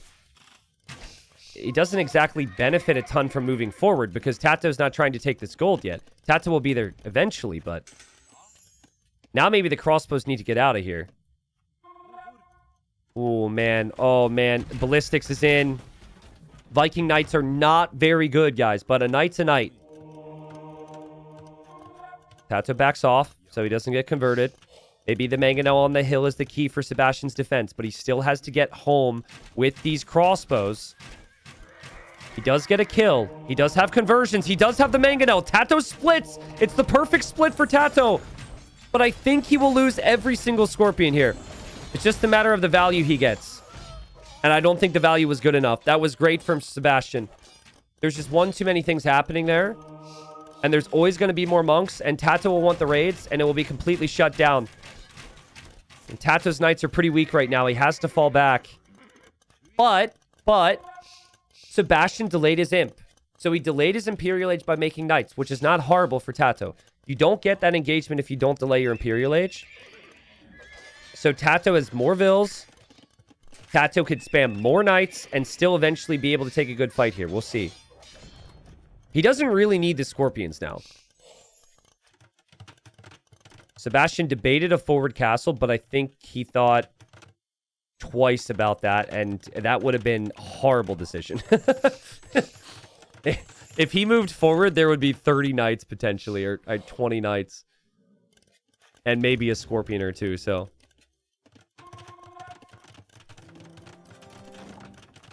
Someone says, Viking knights aren't very good, but thankfully for Sebastian, he now has Persian knights. True. Convert the Persian knights and you got some pretty good knights, man. Though I think if you convert the Persian knights, I don't think you maintain the +2 attack versus ranged soldiers bonus. But you do get the bloodlines at least. Where's the knight with bloodlines in this group? He's bragging so hard right now. Doesn't even matter what they're doing. He's like, well, you know, I have bloodlines, so why don't I do it? There's always that guy. His parents gave him bloodlines too. He didn't even earn it himself. The houses go this way. TaToH wants a raid. TaToH's got so much army right now. He sees the castle. Will he fight this right now? TaToH knows Sebastian's on the way to Imp, and he will fight this underneath the castle, next to the monks, next to the town center. He wants those crossbows, and he'll get most of them. I still don't know if it's worth it. The castle's still killing a lot. It's killed 6 units. Sebastian will also kill the scorpions. No, I don't think it was worth it. I don't think it was worth it, to answer your question. I think, while it was painful for Sebastian, he didn't actually lose that much. He didn't lose any vills. He killed TaToH's entire army, and he'll still be an imp in a minute and be able to get imp upgrades. And now TaToH has to go imp himself, which will take a lot of time. Was that a bad fight for TaToH? Did TaToH need to do that, chat? With that amount of army in that position? I'm torn. Because if you make that amount of army and you can't do damage, you might die. You could argue it's worse for you to just sit at home with that army. So it's like, on one hand, obviously he wanted more value. On the other hand, he at least got the map control to take this, build this castle, take this gold. I don't know. I don't know. Sebastian will come this way. It's actually kind of risky, but now that he's an imp and his upgrades are coming in, there's no way TaToH will get close. I think it's key again that Sebastian and TaToH were building outposts on the right. Reminder though, the Viking player cannot really compete with raids and compete with the long-term mobility here. If TaToH gets to Savar, it might be over. And Sebastian wants to do some damage to TaToH. TaToH's building a castle over here now. And that castle will secure another gold. He'll have a lot of time with gold. Trebuchets are on the way for Sebastian, though. He really just needs to focus on the snowball here. Keep everything together. 4 to 6 trebs, full army, and just never try and move away and be too fancy. You can be fancy with the knights, but I think he needs his arbs together once TaToH's an imp. Right now, you've got a little window because TaToH isn't an imp yet. I don't want to see chieftains for Sebastian until he gets Bogsvigar. You have to get this upgrade to be maxed out on arbs with this civ. Missing out on that +1 attack would be criminal. A couple guard towers from TaToH. Sebastian just shifts back towards the towers anyways. Once you have Bogsvigar, then you can consider infantry. I actually would love to see berserks here. You're going to have 3 castles. I think the best play is berserk. It's better than going for pikemen. We could have all the unique bonuses at play. TaToH's castle will go down. Cavalier upgrade almost in, though. But he can never go for... I don't think he can get to Savar. He'll feel like he has to continue to produce. Man, pikemen, when you've got 3 castles with enough stone for a 4th soon... Isn't elite berserk the play here?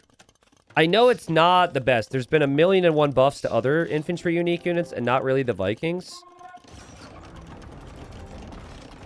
Again, at the very least, I think you need that +1 attack. Like, if he loses a big fight, just remember that.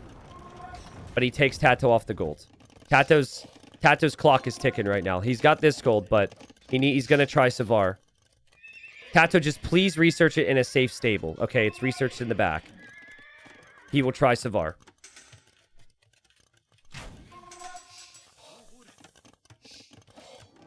I mean, Pikemen will have, once Chieftains completes, a +5 attack versus Cav. I would still prefer to have a generic Halb because of the additional bonus damage. But that is something that you can and should consider now for Sebastian. Economically, Sebastian is in the better position. But Savar is really strong. Like, really, really, really strong. But can TaToH continue to make them? It's really bothering me that we don't see full upgrades for Sebastian. He could have +1 attack on all of his 50 Arbalest. He could have +5 attack on all of his pikemen. He's tech switching a little too early. TaToH's Cav, waiting in the back. 25 seconds. I think everyone knows what's happening here. Sebastian won't be surprised. He's already seen the Cav on the sides, of course. He's got castles kind of everywhere, though. TaToH's going to come in and... TaToH... He'll try and get around the army so they can't escape. Here he is. There's the Savar upgrade. Look at Sebastian with the castle at home. He knows the raids are going to be insane. Sebastian is forced to fight this. Savar's from the north. Savar's from the south. They'll patrol in. Sebastian will lose every single unit here. It won't even be close. Savar's will completely melt this. Now, the key, guys, is that TaToH needs to have the siege. He needs to have the siege. If he has siege to immediately push back, he can win. If Sebastian can get more army out, I'm not so sure. But man, like, Sebastian's Arbalest weren't maxed out. His pikemen aren't maxed out. He's missing key upgrades here. And now TaToH could consider steamrolling him right through the middle right now. Savar is just such a good unit. And yeah, TaToH can come back out to take this gold too. Now we get chieftains. Now we're going to get Bogsvigar. I mean, to miss both those unique techs when both those unique techs applied here is so painful. TaToH will take the castle on the right. This castle will fall for Sebastian. It's just missing some key techs, and maybe they wouldn't have worked, and not being able to kill TaToH in time. TaToH is able to get so much more time than I expected with the way this map looked. Remember, his woodlines and his golds are brutal. And there you go, guys. All you Trashbow fans out there, Commanderon's on the way. And pretty soon he can spam crossbows that just cost wood. Save all of his gold on Savar. And those crossbows will be pretty damn good against the pikemen. But guys, like, I would have loved to see, as TaToH patrols in here, I would have loved to see, video on this is coming out in 3 days, by the way. I would have loved to see Berserk or something, like Berserk and Pike, like the unique text. He's just missing something. Just missing something. Maybe Sebastian, like maybe because he's not spending as much gold he can hold right now. Maybe. Ugh. I mean, TaToH, he doesn't have many crossbows in support right now. He is fighting underneath the castle. Sebastian's population is still pretty decent, but TaToH will gain more gold here. And TaToH getting herbal medicine to heal up his cav inside the castle real quick. When you see someone go for light cav now in TaToH's position, that's where they start to respect that Savar alone might not be enough. That and also Trashbow, which he's already gone for, but I still think he's actually got a lot of gold. He's almost out over here, but he just gained more gold here, and he's just gained more gold here. So it's actually easier to go for this on this version of Arabia than normal versions, because there's so much more gold. Someone in chat says Vikings in general are missing something. Yeah, 2 unique techs. Chieftains and Bogsvigar. I won't stress too much about missing the armor upgrade on the Missing the armor upgrade on the Arbs, because that's kind of whatever. But yeah, he didn't have either unique tech. I would agree, Vikings kind of struggled, but to my point before, I thought Berserks could be a good option with the castle setup he had as well. I think Berserk is the only way he has a chance now. I'm just not sure how much I like Berserks against Savar. But Berserks are cheaper than Savar, and TaToH gets to clear up.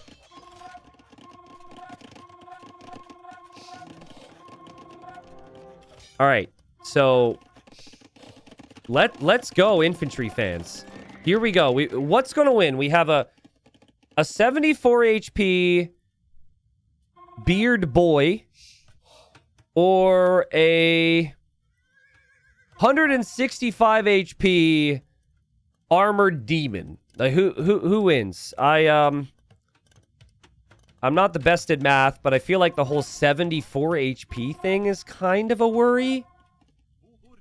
You do regenerate 40 HP per minute, so if you're not dead, you come back. But I'm going with the HP. They did buff a lot of other infantry unique units. The Berserks, I think it's important to remind you all, though, are very cheap. Sebastian wants to go siege ram to push this. TaToH sees it. TaToH's about to fight this back. And TaToH will take the siege workshops. That's so annoying. That's 1,000 wood right there. Just gone. And TaToH also getting citadels for more fortifications now. Here we go. Big fight incoming, potentially. TaToH can make these crossbows all day. The Savars not so much, but the Trebs are getting good value right now. TaToH's getting lots of gold. And Sebastian will see he's off this one. So Sebastian will take that. Remember, as we see the engagement, remember if TaToH wins, we go to game 7 and Sebastian also has Persians. Big fight here. And it's a fight that so far looks okay for Sebastian, considering the siege rams are going in against the Trebs. If he can take the Trebs, that fight's worth it. Obviously, he loses the fight to Savars. But, like, he takes 4 Trebs. So, that's okay. He still has lots of resources. He still has lots of castles. You could argue that his army's cheaper in some ways. I feel like TaToH needs this gold. He'll come over with Savars to steal this back. We'll drop his own castle there. Crazy game. At least Sebastian has a setup where he has defensive castles, unlike that game MBL played the other day. Having some defensive castles is nice. But guys, Sebastian's just like, look at the blacksmith upgrades. He's missing +3 attack.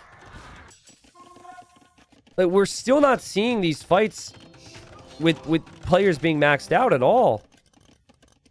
TaToH's had full upgrades for so long. Sebastian's still just getting +2 attack. His units should be doing 3 more damage a hit. It's crazy difference. When there's already, like, a wonder on if your unit's good enough.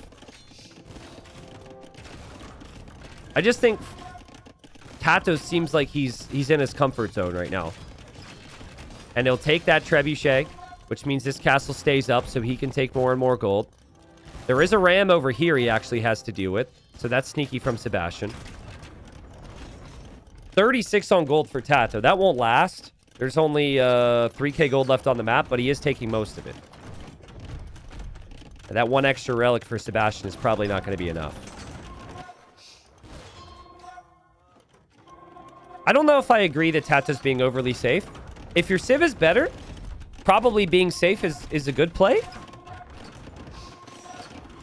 So maybe he's being just the right amount of safe. I don't know. But Sebastian's got a lot of defense here. And TaToH's slowly chipping away at these castles. He keeps this castle up, which was important. We'll now get guilds.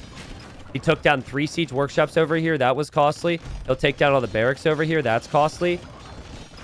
It's just slow and steady from TaToH. At what point does Sebastian delete Vils so he can get much bigger army? It might just need to be army size. I think here the size of the army does matter. It's not how you use it. It's just the size. Let's be real. You need more. Like this is with Savar and hand cannons and crossbows, man, you need to have like 80, 90 army maybe. And I think it's doable with these resources. TaToH will raid him. Guys, we're talking about AoE. Calm down. We're talking about Age of Empires. Grow up. But the Savars, they're chewing up the skirms. The skirms are just not good enough. Over here, the Rams as well will be taken out by the leftover Savars. He needs to lose Vils. Or I guess lose skirmishers so he can get more berserks. TaToH, it was not instilling a lot of confidence for me. To me, it didn't feel like he was really with it. He was doing some weird things in some of these earlier games. But he's turned it around. The last 2 games have been amazing. And he's just slowly taking down every castle Sebastian has. I think these Trebs will just wheel over this way. Go for this castle now. He is out of gold. But he has 17 more Savars in queue. He can't move over this way just yet. Sebastian's Rams will force him back. Yeah, like, if Sebastian can have 60 Berserks right now, maybe then he can do it. But he's not spending his res. All of his castles are not producing Berserks. He also has very little wood income, which means the 82 on food will become like 50 because the farmers will run out of wood to reseed. Eventually, I guess. TaToH should go Hussar. If you're running out of gold, you need to just fully commit to your trash tech. He's swinging back over this way with the Trebs now. He's also being patient with his Savars.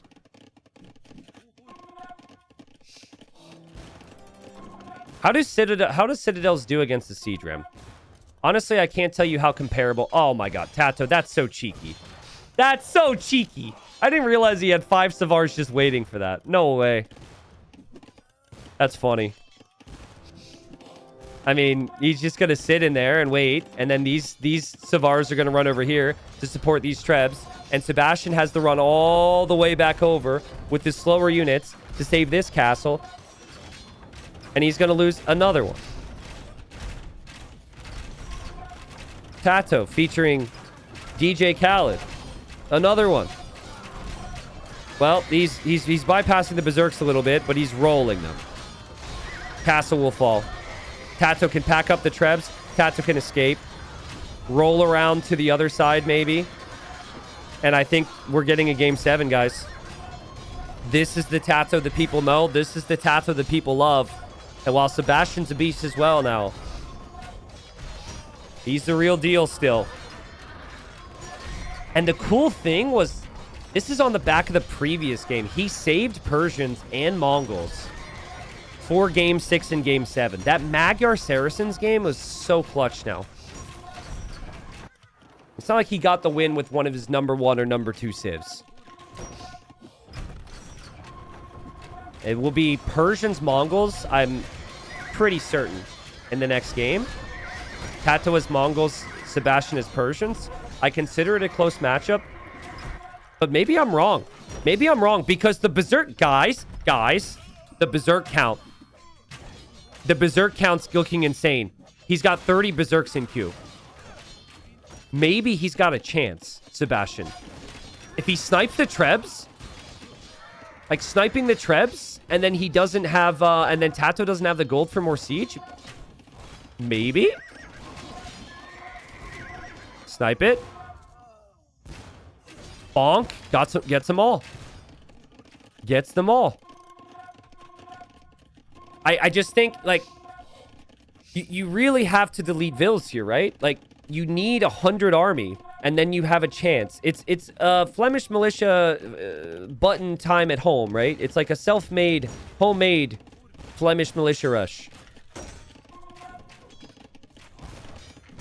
Imagine if he has 10 Rams and 60 Berserks, and he runs into the middle right now. TaToH might actually struggle. TaToH will go for his own Rams on the left. And just Hussar raids are so much better than Savar raids now because you don't lose gold units. He could run back there, get a lot of villager kills. That would actually weirdly benefit Sebastian with my logic. Most of TaToH's Savars are gone. He's left over with these crossbows that only cost wood. Sebastian will push this castle. TaToH will try and push this castle. But he doesn't have the army there yet. His Hussars actually went to the middle. Middle's not a bad spot to be, though. He finds Vils. He finds the ram. But he's losing his castle. Are Berserks bad or good? I can't tell. Maybe both. And maybe both for Savar, too. Because Savar is just costly. Berserks are good because they're cheap, which you don't realize when they're up against costly units. Sebastian would love to save this castle. I think it's unlikely. That's a lot of siege rams. TaToH will lose his castle, too. TaToH's killing villagers everywhere. TaToH's making an elephant somewhere. He wants to save this castle. There's no way, right? Savars come in. Savars say, you called? You rang? No way. No way. He'll actually save the castle. That's such a clutch save. The elephant. No, the elephant dies. No, the elephant dies. Savar's coming in. TaToH, can he save the castle? Can he save the castle? He saves the castle. Crossbows are picking off so many units as they run through the middle right now. That's such a good position for TaToH. And then on the left, too, saving this is awesome. The surprise Savar saved the day. The Hussars can maybe deal with the rest. It felt like Sebastian needed to at least take this castle down if he lost his own. And TaToH has rams along the front now. Go for the monastery, man. Take the relics away from Sebastian now and he'll have no golds.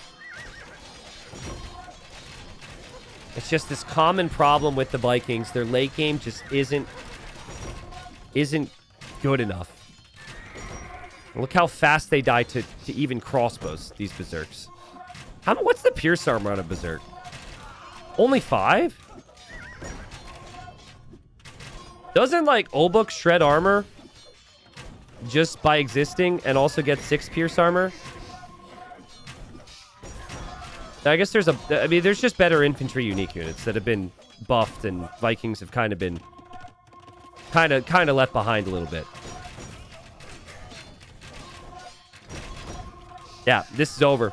TaToH's got the bigger army. TaToH can't Sebastian can't compete. Berserks are not enough. What a game, man. But if he went for Berserk earlier and he just committed to much larger numbers, I thought there was maybe a chance. Certainly the first fight, being maxed out on blacksmith upgrades and not having any of the unique techs is the big question mark for Sebastian. Berserks are rolling into town. And these Berserks will take down the crossbows. Maybe Sebastian's still got a chance. But the monastery will go down. It will eject the relics at least. And if it goes down, Sebastian will have to regain them, which will be a pain. But I think he had a monk in there anyways. Yeah, monk is in there anyways. TaToH can just pick them apart now because he doesn't have the castles. Left side, there's 60 villagers for the taking. TaToH will flood over there. TaToH's got the castles in the corners, which is what he needs. And that's what you need in the late game, right? The fact that Sebastian built this castle it wasn't bad at the time, but now you're like, man, if only he never was back here. If only I didn't do that. Sebastian's getting wrecked now. 130 population. Villager kills by TaToH. There will be a big spike in army again for Sebastian because he's lost his vills. And he has army in queue, which could lead to him taking down this castle. Maybe. That's a lot of rams this time. He only had like 3 or 4 last time. It's just a war of attrition at this point. Maybe if TaToH loses the left, there's a chance. Also, you get gold for raiding, you idiots. What are you doing? Okay, there we go. He goes on to attack stance. So you get some gold for raiding. So he gets some more gold for more berserks and more friends. Can TaToH save another castle? I don't think he saves this one. It's the same issue as before. The berserk number is actually decent enough to maybe be exciting. TaToH sees the monastery, though. Can go for that again. Castle down. Are berserks good or berserks bad? They've actually... He's starting to maybe get some damage done. Imagine if these guys get into some farming eco and start to raid, and TaToH doesn't realize. That'll be a lot of gold income. Yeah, they're good for raiding. They're bad for killing Savar, right? They can't kill Savar. But the Siege Ram Berserk is hitting pretty hard right now. Making some progress into TaToH's economy, but oh, that hurts. Losing town centers is bad in late game because you need to produce vills, and then losing your relics is also pretty bad. TaToH's been telling himself time and time again, I just have to kill the berserks, and then he can't make any more, and then I win. We just haven't gotten to that stage yet. But I've been feeling like we're pretty close for a while. Just taking a little bit of time for TaToH, who's got 100 military in queue. But imagine if Sebastian, when he was in a better position, deleted vills instead of waiting to lose them. Imagine if when he had like 50 berserks in queue, he deleted 30 or 40 farmers when he had 80. Then with some of these pushes, he could have gone for the kill shot maybe, right through the middle. But yeah, I just don't see it. I just don't see it. His food count might be high, but I just don't think his gold count's going to be good enough to add more berserks. He only has 17 berserks now. We are now kind of in a wood game where TaToH has quite a bit of wood lines locked down over on this side. Sebastian's chopping all the trees over here, and I think that's where TaToH will bring everybody and everything to raid. There are a lot of pikemen out for Sebastian, but I like the crossbows against these pikes. Much easier game for TaToH to play. Yeah, stealing the relics would be good, but actually 100 gold just trying to get the relics is kind of risky right now. If you can do it, sure, go for it, but TaToH's going to spend his gold on an elephant instead. I'm over here thinking, like, save your gold, and TaToH's making an elephant. But yeah, the trash bows are here. The trash bows will find the kills. And the only army that Sebastian has nearby to defend from this might end up dying to this comp as well.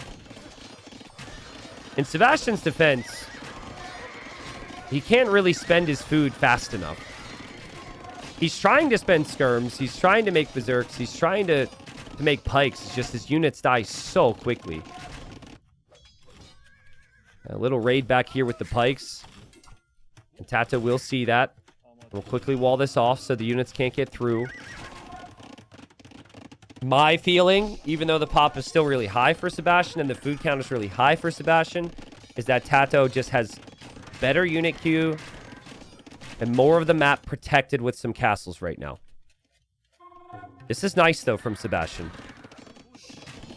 Because if you kill vills with pikemen after chieftains, you get some gold, so...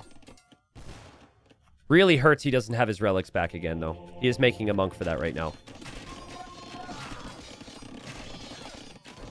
As I've said before, I don't know if this is a good way of saying it, but Sebastian has been treading water for the last 15 minutes, but that doesn't mean he isn't still going to drown. Like, he's just going to run out of gas at some point. TaToH's done all the right things. He's got the better late game civ, and I don't think he really needs to change much. You just need to keep chipping away at the armor. Maybe you do a little sneak raid here now, or into the very back. Look for some farms there, but the left is still the key. Yeah, we're approaching the 3-hour mark of this series, and we haven't even started Game 7 yet, so... Best of 7 for round of 16. It's a lot of Age of Empires, man. These have not been... Well, I guess we've had some really long games, and we've had a couple short ones in this series. Imagine if those were competitive in Imp as well. Yeah, good thing the first series was short. Spoilers, but... if that was also like this, we'd have like a 8 or 9 hour day, man. But don't worry, I have nowhere to be tonight. Well, actually, I think I might need to go shopping, but I've been putting that off for a month, so I'll put it off an extra day. The TaToH will now shift to the middle now with some siege rams. And Sebastian at least needs a push back. Like, defending. It only lasts you so long. At least try and make a play for a castle. I think he's waiting until he has more trebs. Unfortunately, he has no choice. He has to defend. And there goes TaToH. He's assuming there's a lot of farming eco back here. I don't know how Sebastian has 74 farms. Like, how on earth is he at 74 when he has lost so many villas this game? It's crazy. The TaToH's Hussars aren't exactly cooperating there, but... All right, I mean, one more chance. Right? Maybe one more chance for Sebastian. One more try at a push to the middle. Maybe sell food, make a treb, get 2 trebs at least. I just don't... It just feels so fragile still when TaToH has 100 units in queue. You can't go with 1 treb, though. You have to go... Normally, I say 4, but... Yeah, I'm going to stick with 4. Wait for 4 and go for the middle castle. So if you go middle castle, then you can at least raid this. Or maybe you take the castle on the right, and then you can take this wood. But TaToH just knows it's a wood game now. How many stables does Sebastian have? Or sorry, TaToH? He's got enough. He's got 11.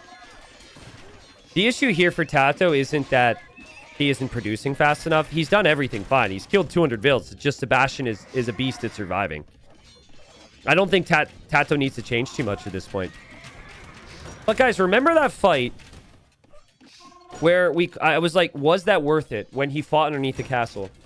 I think there's arguments it was because Sebastian had less army in early Imp, and TaToH was able to take this gold and build that one castle in the middle here, so... And trash bows are taking down the pikes. Berserks are getting raids. Oh, man, that's hitting hard. Look at the gold go up. Bam. Gold's going up big time, man. +5 gold when killing villagers, trade, and monks. So that was like... How many vills did they kill? They killed 8 vills? Might find some more. He's still holding on. This must be miserable to play if you're Sebastian. This is like... You just die. Death everywhere, man. We have become so accustomed to the death and the misery of these poor villagers' lives. So much war. 2,000 kills soon. We're not quite there yet. And I think Sebastian has been thinking he's dead. But he's like... A lot of my chatters who are like, why would you resign at 186 pop? So he's like... We'll just keep fighting until our pop goes below 200. Stables now! Stables now for light cav. What? I mean, Viking light cav's not the best, but... Maybe it's something. Man, I just love for him to actually make more trebs right now. Get up to 4 trebs and then get a pushback. House walls from Sebastian. He's got no wood, guys. He's got... this is where he's taking wood. Like, TaToH knows this. TaToH could see the whole map. TaToH has more trees locked down. But what a fight it's had to be for TaToH here. My God. Okay, the famous Viking light cav are about to appear. No, he queued knights by mistake. Oh, no. Oh, no. What a misclick. That's expensive. Where are Vikings on the... If I were to make a bottom 5 list for light cav, where are Vikings? Or I guess like the top 5 worst light cav in the game. They lack bloodlines. They lack armor. They don't have any unique bonuses that give them any special abilities or something, right? I would prefer Teuton Scouts over Viking Light Cav. Because Teutons get full upgrades. Well, except for Husbandry. But he's cooking. And he's got more pop. Don't ask me how. But he's got more pop. And Sebastian has just done a crazy job at staying alive. He's running out of trees right now. Nice quick gate to force TaToH away. I mean, he's playing incredible. TaToH's going to switch to a death ball of scorpions, though. That is the weakness for the Vikings. They do not have a lot that stops a big scorpion ball. I've seen a lot of 1v1 Black Forest Vikings only games that have proven that to me. And that was before ballistics applied. And that was before, I don't know, whatever other bonus changes were made to scorpions. I think even heavy scorpion was made cheaper at some point. Obviously, we're talking about Fatslab. I've got Fatslab on the mind because it's Christmas time. So we might have the last Fatslab video ever this Christmas. Because he's pretty much stopped playing, but... Alright, is this it now? Is this it? Is this the end? This is surely the end. Scorpions, all the units from Sebastian are really low HP and should melt to Scorpions. And then you have the Hussars with it. See how these Light Cav fare. The Light Cav would maybe be the best unit at getting in close. At least they have the mobility. Alright. Okay. Scorpions are dying. Scorpions cost gold. Rams cost gold. Oh my freaking god. Okay. If I zoom out and just leave the map right here and leave to go get a coffee. Because we've got a big game number 7 come up. Is that cool? Can I go get my coffee? This is crazy. The dude's got no trees. How is he not dead yet? How is he not dead yet? This is ridiculous. He's got 80 more Light Cav in queue, too. So he'll keep spamming that. I mean, Light Cav still gets canceled out by Hussar. He's still low on Berserks.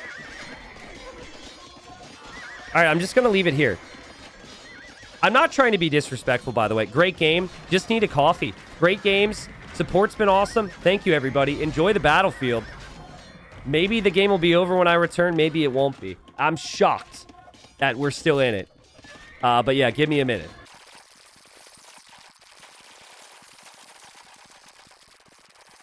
All right, so I have good news and I have bad news.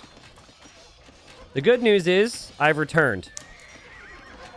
The bad news is, well, to some of you, I've returned.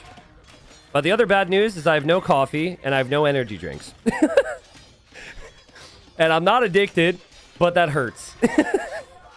So we're going hydrated caster mode for game number 7, right? Assuming we get there. This is ridiculous. What a crazy fight. I mean, props to Sebastian. Looks like he's had some raids over here. Like, he has really made TaToH earn this. But I think I finally arrived to the point where the words that I say is true. This game is over. We are going to a game 7. And after TaToH has killed 350 of Sebastian's villagers, surely now he will call it, right? It was only a matter of time. Well, TaToH's had over 100 units in the queue for a very long time. And he was systematic, I felt, with taking down those castles.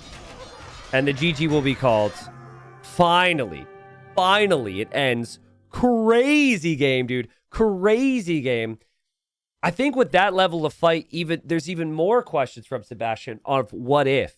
What if he wouldn't have been missing 3 or 4 critical blacksmith upgrades when the first fight happened? What if he would have had both unique techs during some of these fights?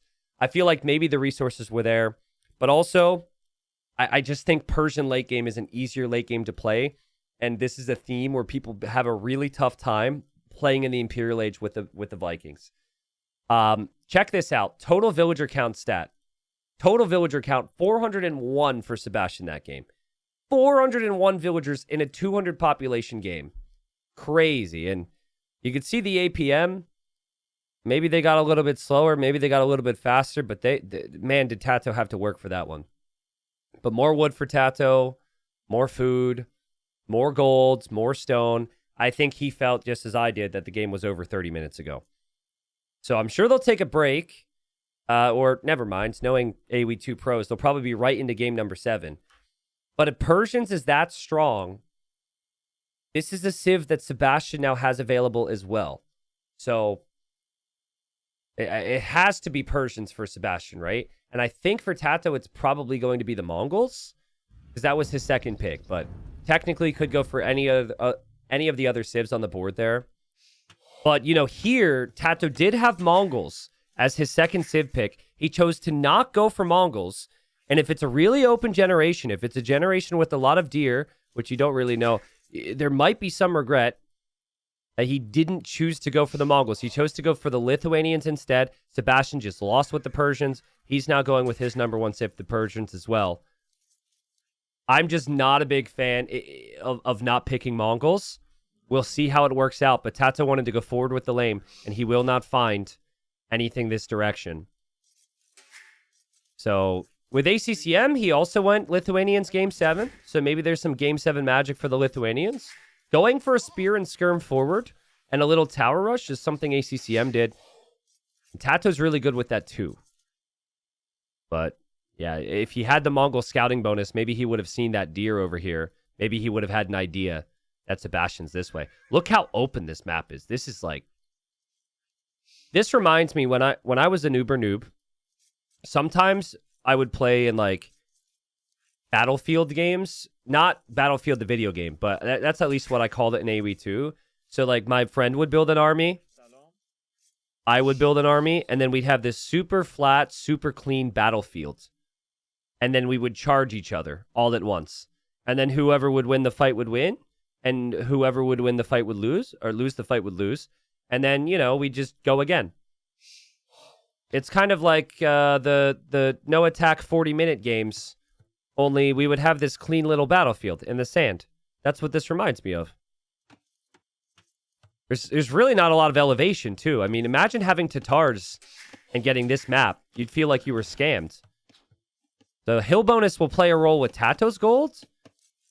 But that's a really nice goal. Oh, my goodness. I just noticed Sebastian's map. Oh, my god. There is no better Game 7 map, guys. 2 wood lines, back gold, back berries. I mean, TaToH's map can be half decent as well, right? I mean, his golds are all forward and outside of a natural walling area of his base. So if you were to pick a map, if you were to script it, Sebastian has it right now. And Sebastian's also going to take the sheep. He's going to take the sheep. He says, thank you, TaToH. Sebastian, can I have one of these, please? Chat reminded me I need to get my fiance a Christmas gift. Can I just borrow one, bro? Can I just send it up there. I'll take it later and wrap it up. Been really busy the last couple weeks, so Christmas shopping's just been not at the top of my list.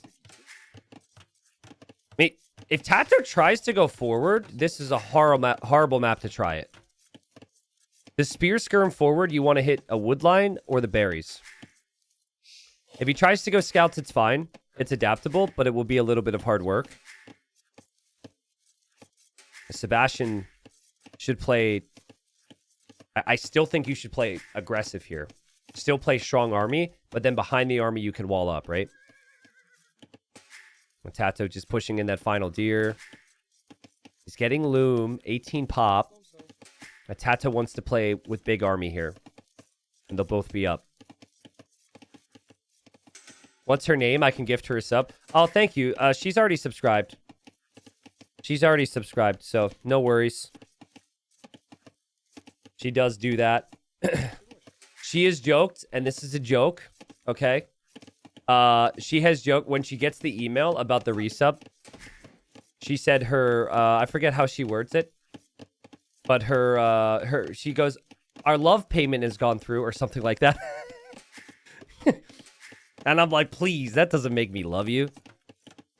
That's only a tier 1 sub. That's chump shit. No, I don't say that. But yeah, she makes those jokes. And I've just made this really weird.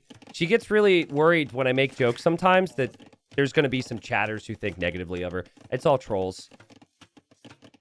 But she likes to troll me with chat when she's in chat, so. Is she here right now? Thank God she's not listening. Okay. Thank God she's not chatting. I guess I got quiet. So, I mean, again, dream base for Sebastian. Slightly faster working town center. Persians should love this position, and Sebastian just waiting at home for TaToH to show up. And now this is even worse for TaToH. TaToH can't even make informed decisions on his opponent's base. So TaToH can't even know what Sebastian has going on back there. He has to run away, and his scout loses some HP. Seems like TaToH's plan is to play spear defense, but you see what TaToH has to consider? He has to consider walling like this. Sebastian can play arena right now. So, no problem whatsoever for Sebastian.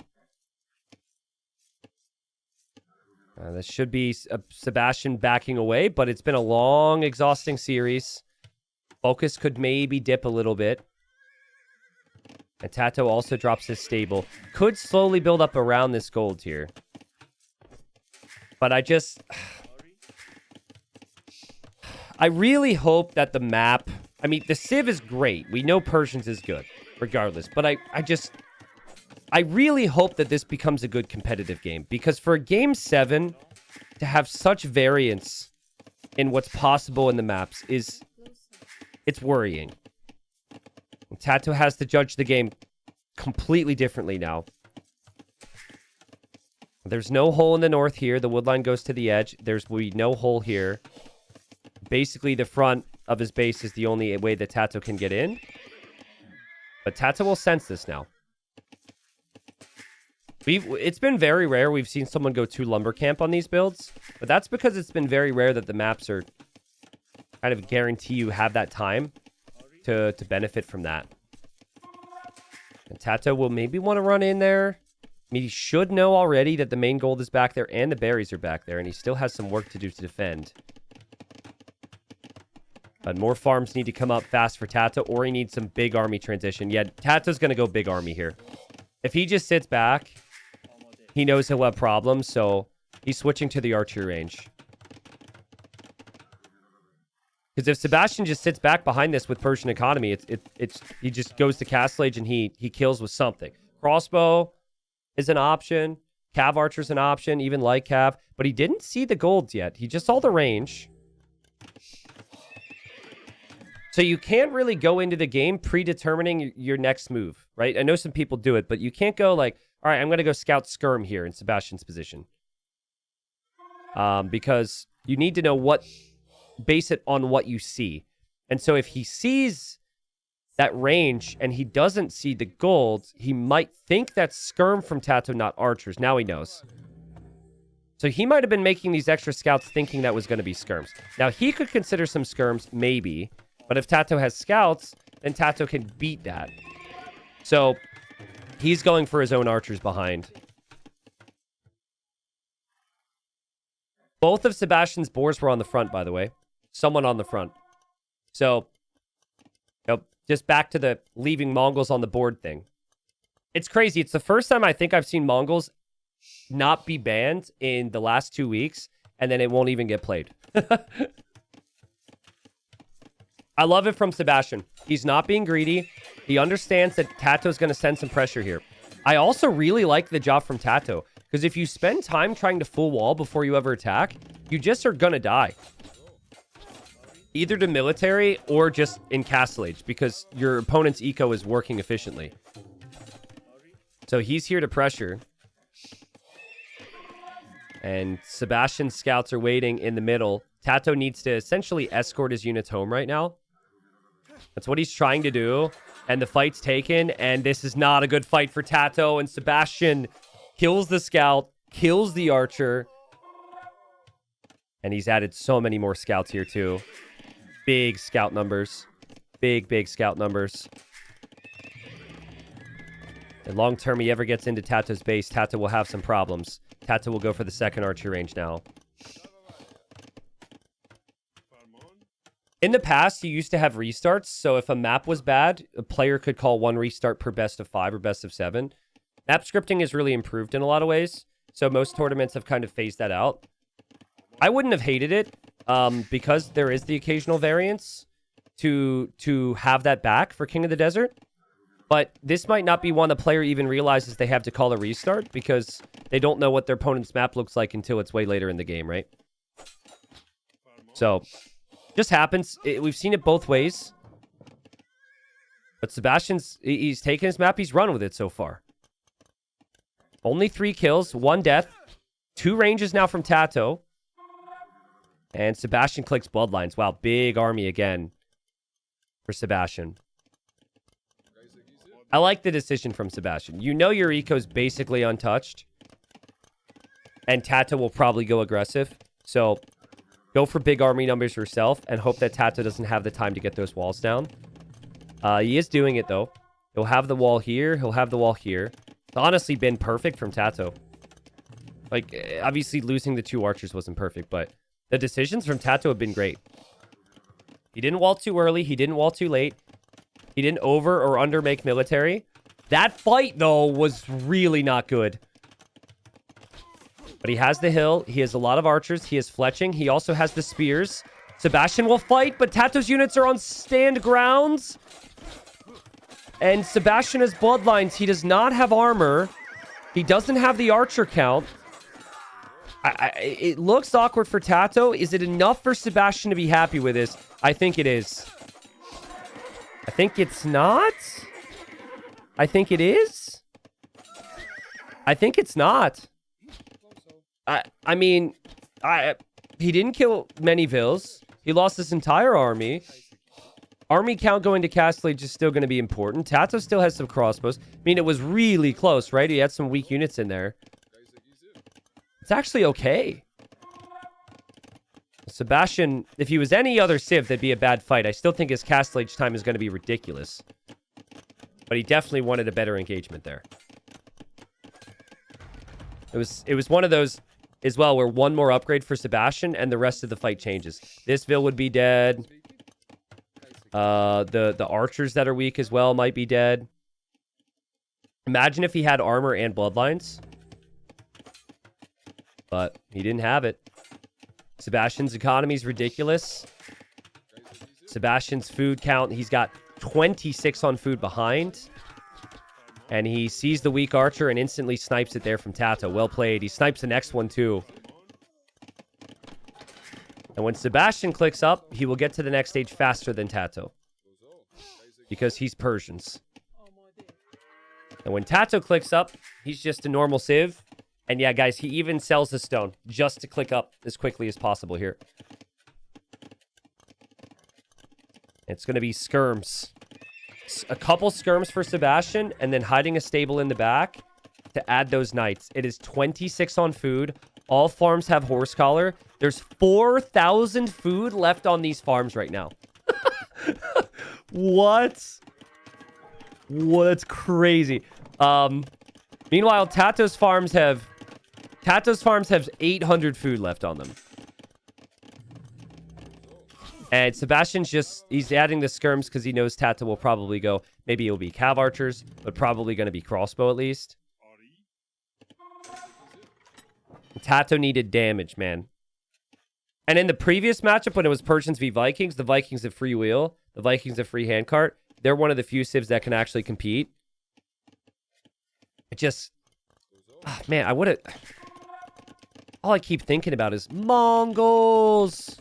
Stealing a boar, the hunt bonus, like, just, I think Sebastian he's in the driver's seat, certainly.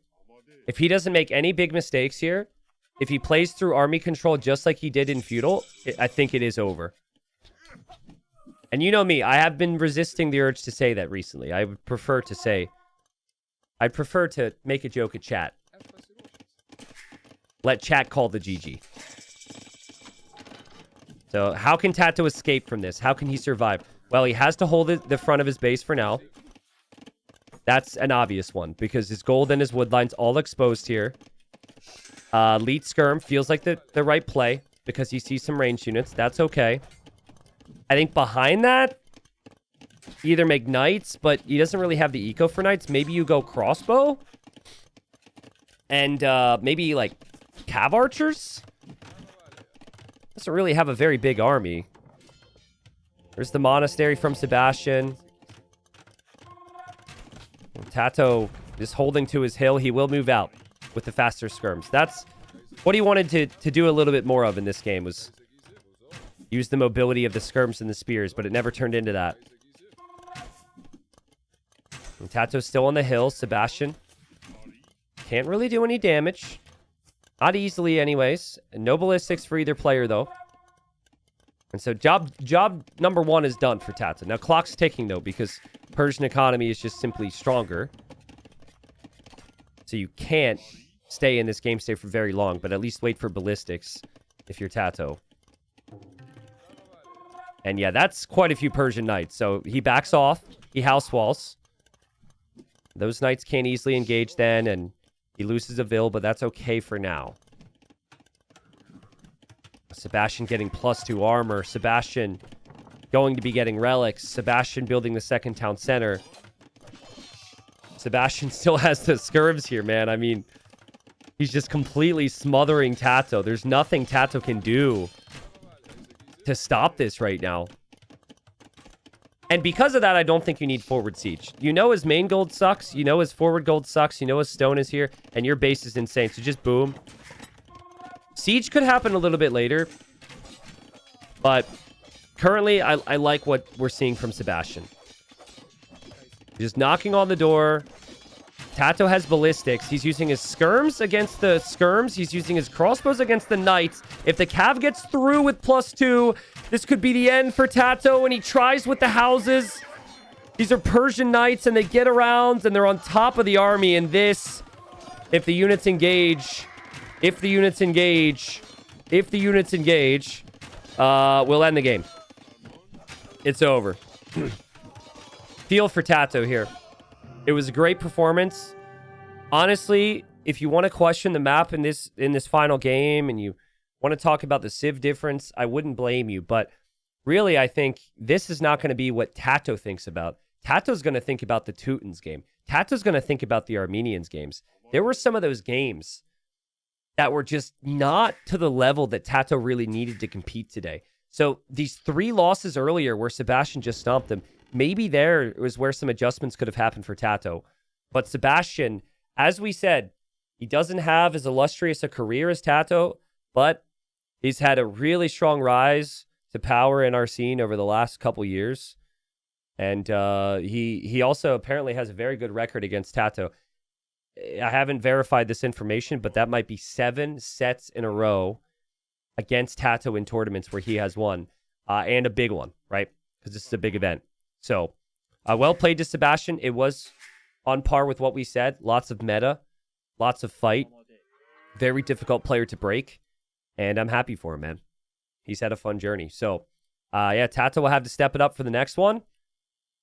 The tale of this game is, unfortunately, just Persian economy behind the best possible map that you could have for game number 7.